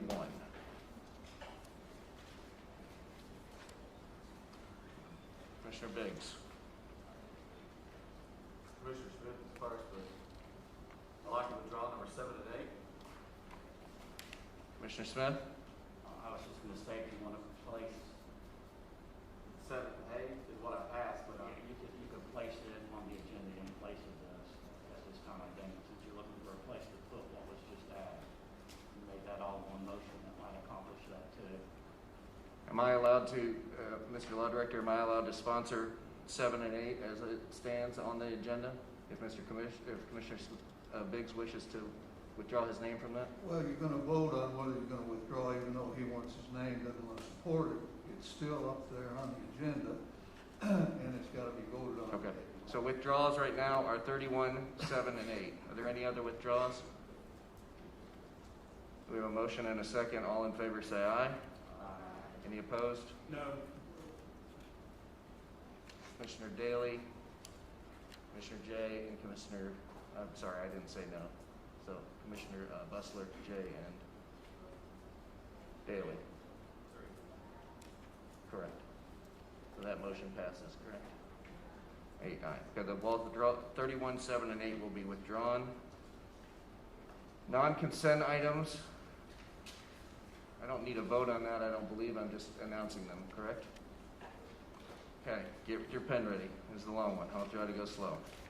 Non-consent items would include 13, 25, 33, 34, 35, 36, 44, 45, 46, 47, 48, 49, 53, 54, 56, 57, 58, I'll read them twice, 59, 63, 64, 65, 66, 67, 68, 69, 70, and 71. I'm going to read them again. Did you have something, Mr. Daly? Yeah, I believe, Mr. Myers, we want to send no recommendation 33, 34, and 35, correct? When we get to that, we'll do that. We're just trying to identify which ones are non-consent right now.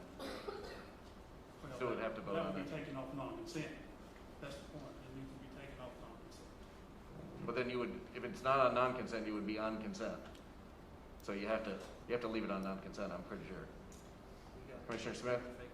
Mr. Dilley, if you didn't want to discuss that and we took it off of non-consent and voted it unanimously, it would be on consent next week. So, are you wanting to discuss them next week? Yeah. Okay, then we'll leave them on non-consent and voting forward with no recommendation. Yeah. Just let me do that. Thank you. Again, non-consent items, last call, 13, 25, 33, 34, 35, 36, 44, 45, 46, 47, 48, 49, 53, 54, 56, 57, 58, 59, 63, 64, 65, 66, 67, 68, 69, 70, and 71. Motion to approve the consent calendar. Motion from Commissioner Smith, second from Commissioner Beeler. All in favor, please say aye. Aye. Any opposed, please say no. Ayes have it. Now, Mr. Law Director, I just want to, since 7 and 8 were withdrawn, but this item from Mr. Biggs was 111 was added, can we put that as number 7? Is that any reason that we cannot? You have the discretion to put it anywhere, you can move anything you Please. want up on the agenda, however. Thank you. Please label that number 7, resolution. The amendments to the agenda are done. Next up is our approval of the minutes from the previous meeting. Do I have a motion for approval of the minutes? Commissioner Bustler is the motion, and a second from Commissioner Daly. All in favor, please say aye. Aye. Any opposed? Ayes have it. Minutes are approved.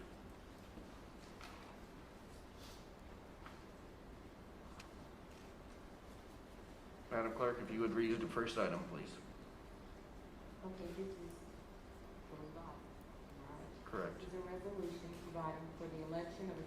Can you just kind of put your screen up just for a second, or put the mic kind of under your screen? It's really hard to hear. Can you hear? Do it like this. Can't see it. Do it like that, where it's, Okay, this is a resolution providing for the election of a citizen representative as an additional member of the Knox County Board of Health pursuant to Tennessee Code annotated subsection 68-2-601 and appointing Randy Burleson to serve as a citizen representative on the Board of Health. is there a motion for approval? So moved. Is there a second? Second by Commissioner Biggs on the first, second by Commissioner Ward. Open to discussion. I would like to take a moment to, I'd like to lead this discussion off, because it has to do with why we got here in the first place, and I appreciate everybody's patience that we started. I'd like to actually make a substitute motion to split these into 2 different actions and 2 different resolutions. as was listed on the agenda before we change that. If you'll give me a minute to read the rationale for that. In my opinion, this resolution needed to be split into two different resolutions or actionable items. The state law, TCA, outlines the establishment of the Board of Health, its membership, structure, authority, and duties. Part 8 of TCA 682601 states, the county legislative body may also, by resolution, provide for the election of a citizen representative as another additional member of the county Board of Health. The citizen representative shall not, at the time of such citizen representative's election, previous to such citizen representative's election, nor during the term of such citizen's representative's office, be a health provider or the spouse of a health provider. There is no specific direction on how the citizen member should be appointed to the board. Therefore, in my opinion, we must default to and follow our Knox County Commission rules. Section M of the County Commission rules clearly outlines the process for elections and appointments. M2, rule number M2, the procedure for appointing committee members, board members, the county internal auditor, or other appointed officers shall be as follows. Rule number A, as part of M2, states, each member of the commission shall have an opportunity by roll call to nominate a person or persons to serve in each vacant position. Nominations do not require a second. The application of a nominee for a vacant position shall represent the nominee's willingness to serve in the position if appointed. The commission chair shall also allow registered voters of Knox County an opportunity to submit names to the commission for consideration. The names may be submitted in writing to the chair prior to the meeting or may be substituted in person at the meeting. In order for a name to be considered, a member of the commission must subsequently nominate the person. The rule continues to outline the process thereafter.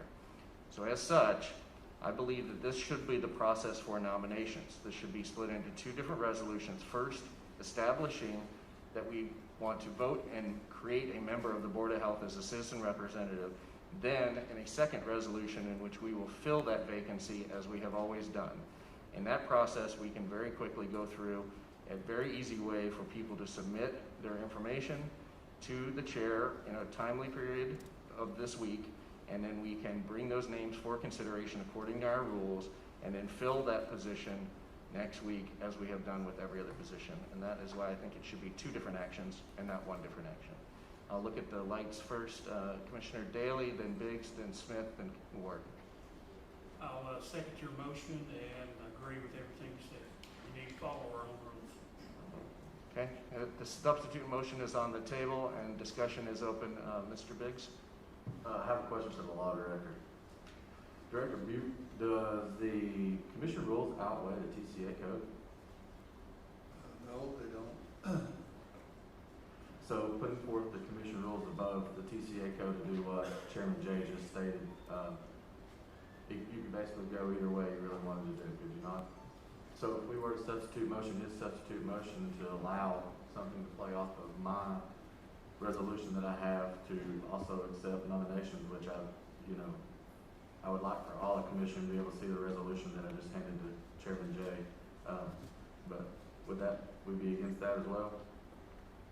This board can do whatever it wants. I know that the item on we're getting all caught up in some things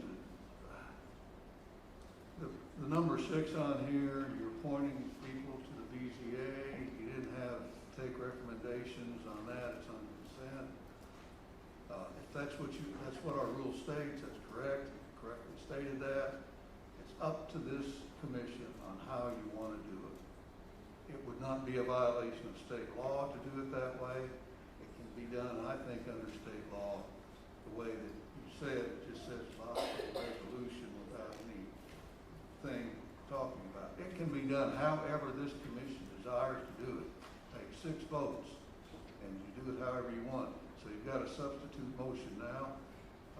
That would be a valid motion if passed. If not, go back to the original. So what you're saying, Director Butte, is the resolution previously to this for the BZA, districts 1, 3, 5, 7, and 9 appointed the people that are on this list and we never interviewed them, didn't anything that we're talking about doing for this very next resolution. That's correct, and it's been done on most things, like if the mayor submits a name that he wants to be on something. That's wherein the vagueness and the ambiguity arises. So, but you got a motion on the floor to vote on. Commissioners, I think Biggs, Commissioner Smith, you are next. Thank you, Mr. Chair. Question for the law director. In the state statute, it says by resolution and election of commission. Would this constitute an election? Can you repeat your question for me, sir? Mr. Smith? The statute says, well, go ahead and read the first line of the resolution, the law director. The statute. Do you have that? The county legislative body, and this is exactly what the chairman read, the county legislative body may also, by resolution, provide for the election of a citizen representative as another additional member of the county board of health. So my question is, if Mr. Burleson's name is put into the blank, would this justify and count as an election?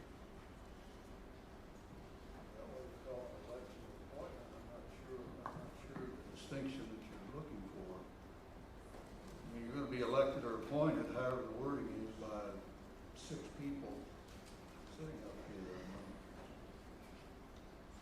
I guess my question is, does that follow the state statute? What Does this process follow the state statute? Does which follow the state statute? I'm sorry. The act of creating the seat and appointing it at the same time.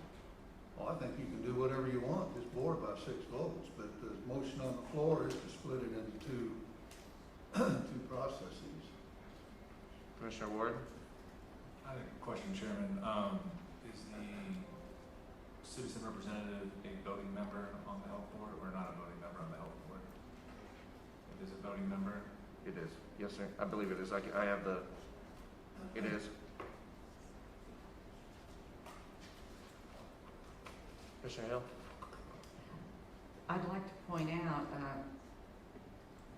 Commissioner Biggs, also that when you, I believe when you referred back like to item 6, that to me falls in a very different scenario where each board member is allowed to submit a name from their district.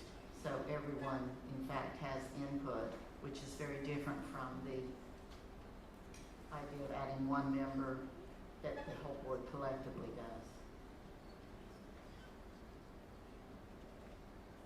Seeing no other discussion, I'll just add one item before we vote is I feel like if we're going to have rules, we should follow them.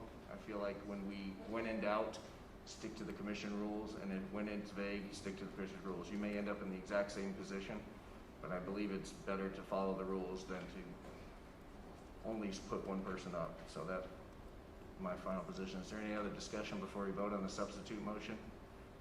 Substitute motion, to restate it, is to take item number 7, which is resolution R29-111, and split it into 2 motions that would be 11 and 12. The first one establishing the position of the citizen representative, and the second one filling the vacancy.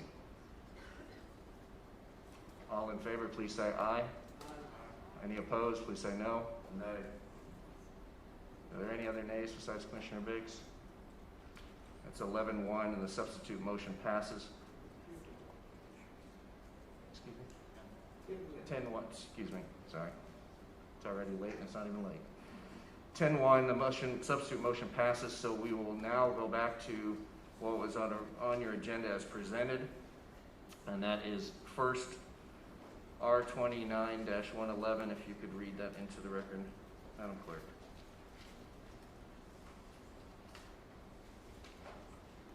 This is a resolution providing for the election of a citizen representative as an additional member of the Knox County Board of Health pursuant to Tennessee Code annotated subsection 68-2-601. Is there a motion to adopt? Point of order. Yes, sir. Mr. Law Director, didn't we vote to remove those 2 items from the agenda? Right. But my substitute motion was to... come back to that same number, would it? He did that. He moved it on the agenda and just did that. He's got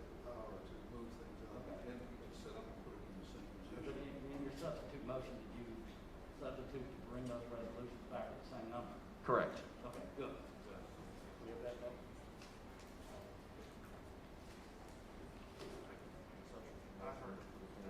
Okay. I thought you just said split it into two. Okay. Oh, to reinstate them both back into the original position. Yes, sir. Okay, so, is there a motion to adopt item numbers, new item number 7? Motion to approve, Second. Second. Motion by Commissioner Beeler, second by Commissioner Smith. All in favor, please say aye. Is there any, I should have asked if there was any discussion, I'm sorry, on this before I asked for the vote.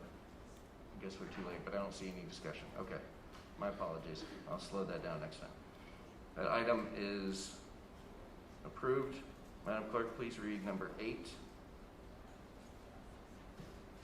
It's a resolution appointing an individual to serve as the citizen representative on the Knox County Board of Health. Is there a motion for approval? Motion to send with no recommendation and ask for citizens' resumes. Is there a second? Commissioner Daly with the motion and a second by Commissioner Beeler. Commissioner Schoonmakers or something? He was asking the question whether technically the motion that the number 7 motion ought to be just sent on with no recommendation for a vote since it's a legislative function. So instead of approving it, it should go forward as no recommendation and be approved next week? Well, you approve the motion. Now, whether or not it goes on consent or is going to vote on whether that should go on consent or whether it should go forward with no recommendation, be voted on at the next meeting. All right, so to me, the approval would be now that it goes on to consent. So this body approved it, and it now moves forward to next week, and it is on consent. It was a unanimous vote. Okay. So currently, the motion is on number 8, and this is about filling the seat. We have a proper motion and a second. And we have the motion and second recorded, Daly and Beeler. Okay. According to our rules, I'll read this and then open it up for discussion. Well, let me open it up for discussion before I lay out the process. If there is any discussion from anyone? Okay. Following Rule M2A, any citizen of Knox County who is a registered voter and wishes to serve on the Knox County Board of Health for a term of 4 years may do so in one of 2 ways. First, a citizen can directly contact and request their county commissioner to nominate them. Or a citizen can submit their name as outlined in the rules by mailing, emailing, or delivering a written request to the commission office no later than 12:00 p.m. this Friday, September 25th. The commission email address is commission@knoxcounty.org. I recommend everyone submitting themselves for consideration send a properly addressed letter and outline the rationale and qualifications they feel would help the commissioners determine why they would be a good member of the Board of Health. The commission staff will check the voter status as required of each person and compile all the qualified names along with their submitted information and provide that list to all the commissioners for consideration. When we meet next week for the commission meeting, we will proceed with the nominations and selection of a citizen member of the Board of Health as outlined in our commission rules. Is that clear? Any questions or comments? Yes, sir. Yes, ma'am. Chair, is there any concern about the time frame involved here? Or Mr. Law Director, are we required to give any kind of time frame on this? This seems very rushed. I mean, we're deciding tonight and putting it out there. You know, people that might be interested probably won't even hear about it for another 2 or 3 days. I just have some concerns about the urgency in this. About 5 days is plenty under law. I mean, you can do that in 5 days. And I would point out also that any nomination doesn't have to come from one of the citizens' resumes. Anybody on this commission can make a nomination, independent of anybody that's sent in a resume. Yeah, every commissioner should talk to their constituents and make it known the process. Commissioner Daly? Yes, if we can have Drew send out a notice also that will give the public the right to know that there is an open seat or open vacancy. If it's board, which it is, and I feel like we need a citizen on the board. I just want to make sure that everybody has opportunity that wants to. I have a copy of the outlined process that we put out notice. This is the process.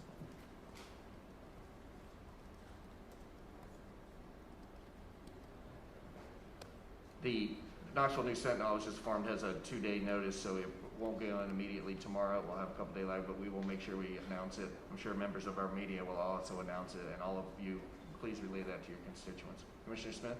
Thank you, Mr. Chairman. I would just like to remind everybody, I don't know how exactly we've been through this, but the part of the state statute that says you nor any of your family can be in the medical field.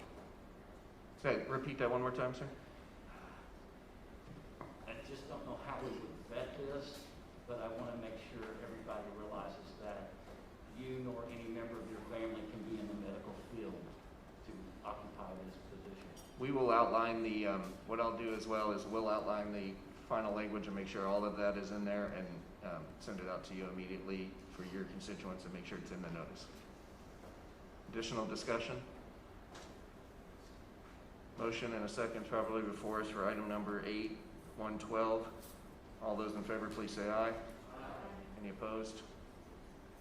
Motion is approved. Madam Clerk, next item. Item number 13, Resolution 205 is approving a contract with World Travel Service LLC for the provision of travel management services for the period of November 1st, 2020 through October 31st, 2023, with the option to extend for 2 additional years, 1 year at a time, for a total of 5 years. Thank you, Mr.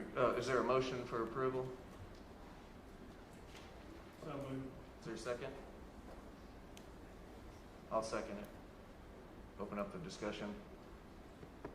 Mr. McPherson, I pulled this item from consent to have a discussion about it in a year when travel is reduced to virtually nothing, and also in a year when the internet is easily available to everybody in multiple forms for travel booking.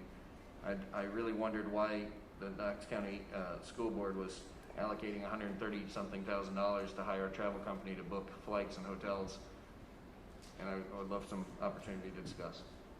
Yes, so one thing I want to be clear about is we're actually not paying World Travel $130,000 to actually do our booking.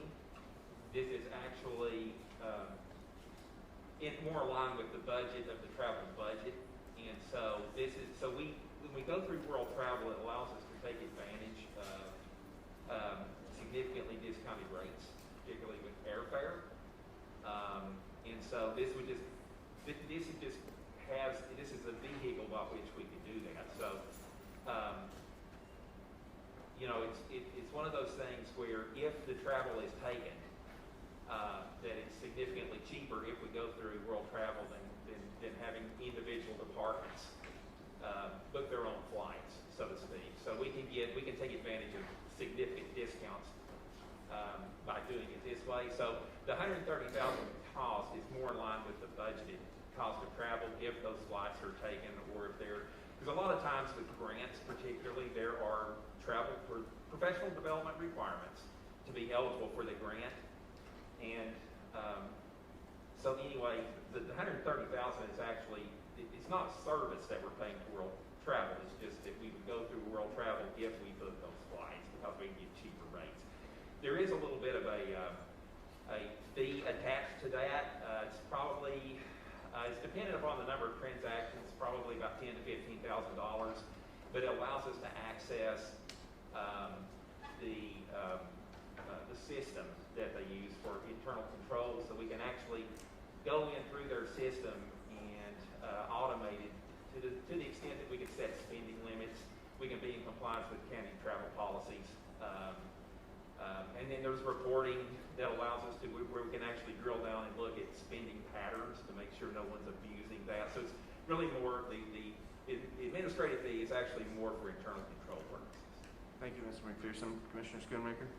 Thank you, Mr. Chairman. On your fiscal note, it says that the travel agency collects $7 per transaction and hotel/car rental booking at a cost of $0 per transaction.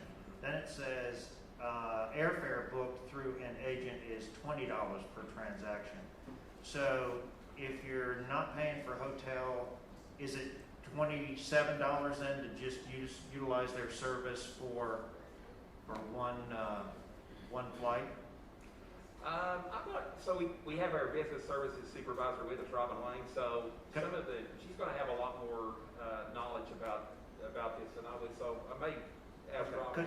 Because if you took the $20 fee and divided by 130,000, that's 6,500 air flights or air tickets per year.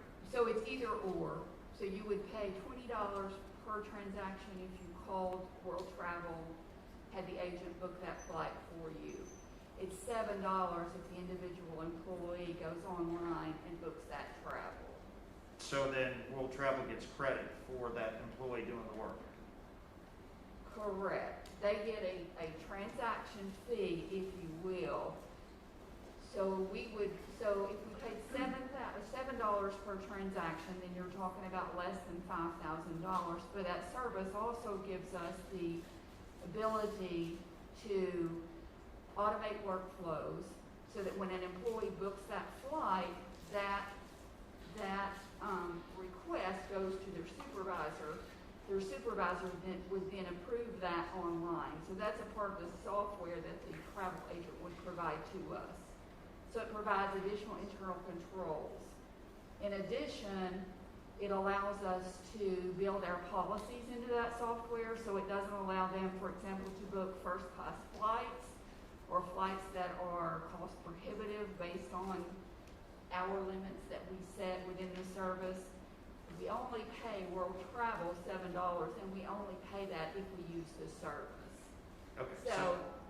So if we don't do any travel this year, then we don't pay World Travel any fees at all.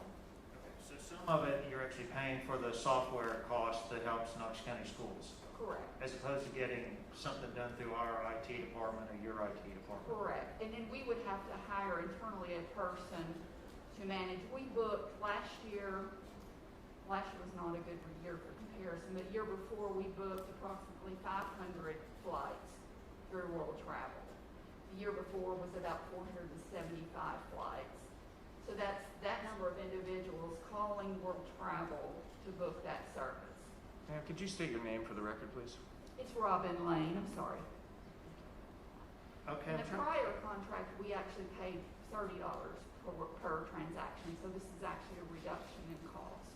Okay, so help me out here with this. So you're saying last year 400 people flew, or 400 airline tickets were issued? In 2019, yes, Okay, there was approximately. and times $20 is $8,000. Yes, So how does that jump to 130,000?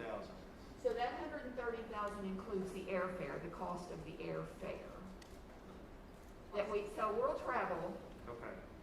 books the travel. We pay them for the cost of the flight, and then an additional $30 per transaction. Okay, so you're actually including as part of the fiscal note what it actually costs totally for everybody to fly around the country for the school system then? Yes. Okay, thank you. You're welcome. Commissioner Daly? Yes, Ron or Chris, I guess. Do we not have a Knox County travel agent that you could use, or do we not have, Chris, do we have a department that does our booking? We actually bid this out. This was actually placed for bid, and this was the winning bidder. They provided the best service, according to the evaluation committee, at lower cost as well. So it is subject to the procurement process. So will Chris with Knox County, will the Knox County employees outside of the school system use this same, or do we have our own travel agent? I just wondering, sound like it's going to be redundant. I think, no, this is strictly for schools, and they're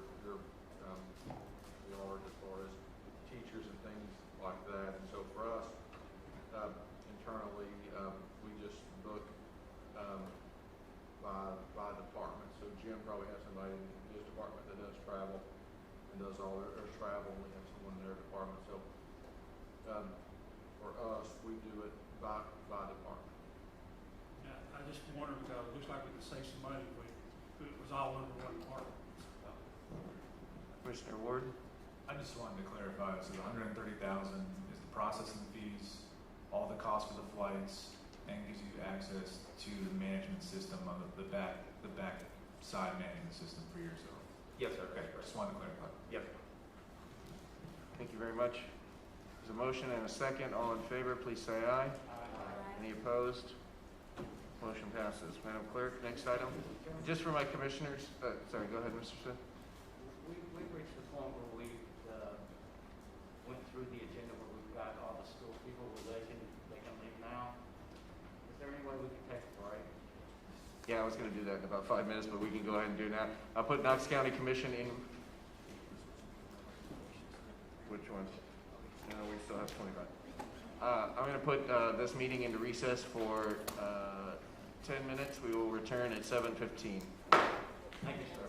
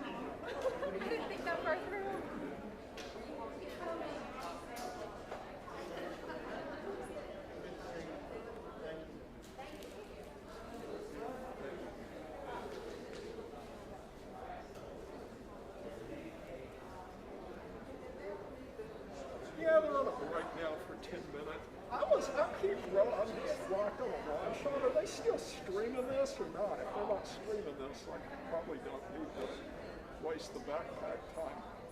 Somebody said they're streaming it, but I don't know if they're actually working. And I mean, obviously now they're on a 10-minute break. Who?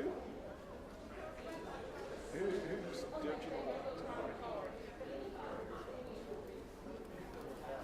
I don't even know if I have those people's number to deal with them.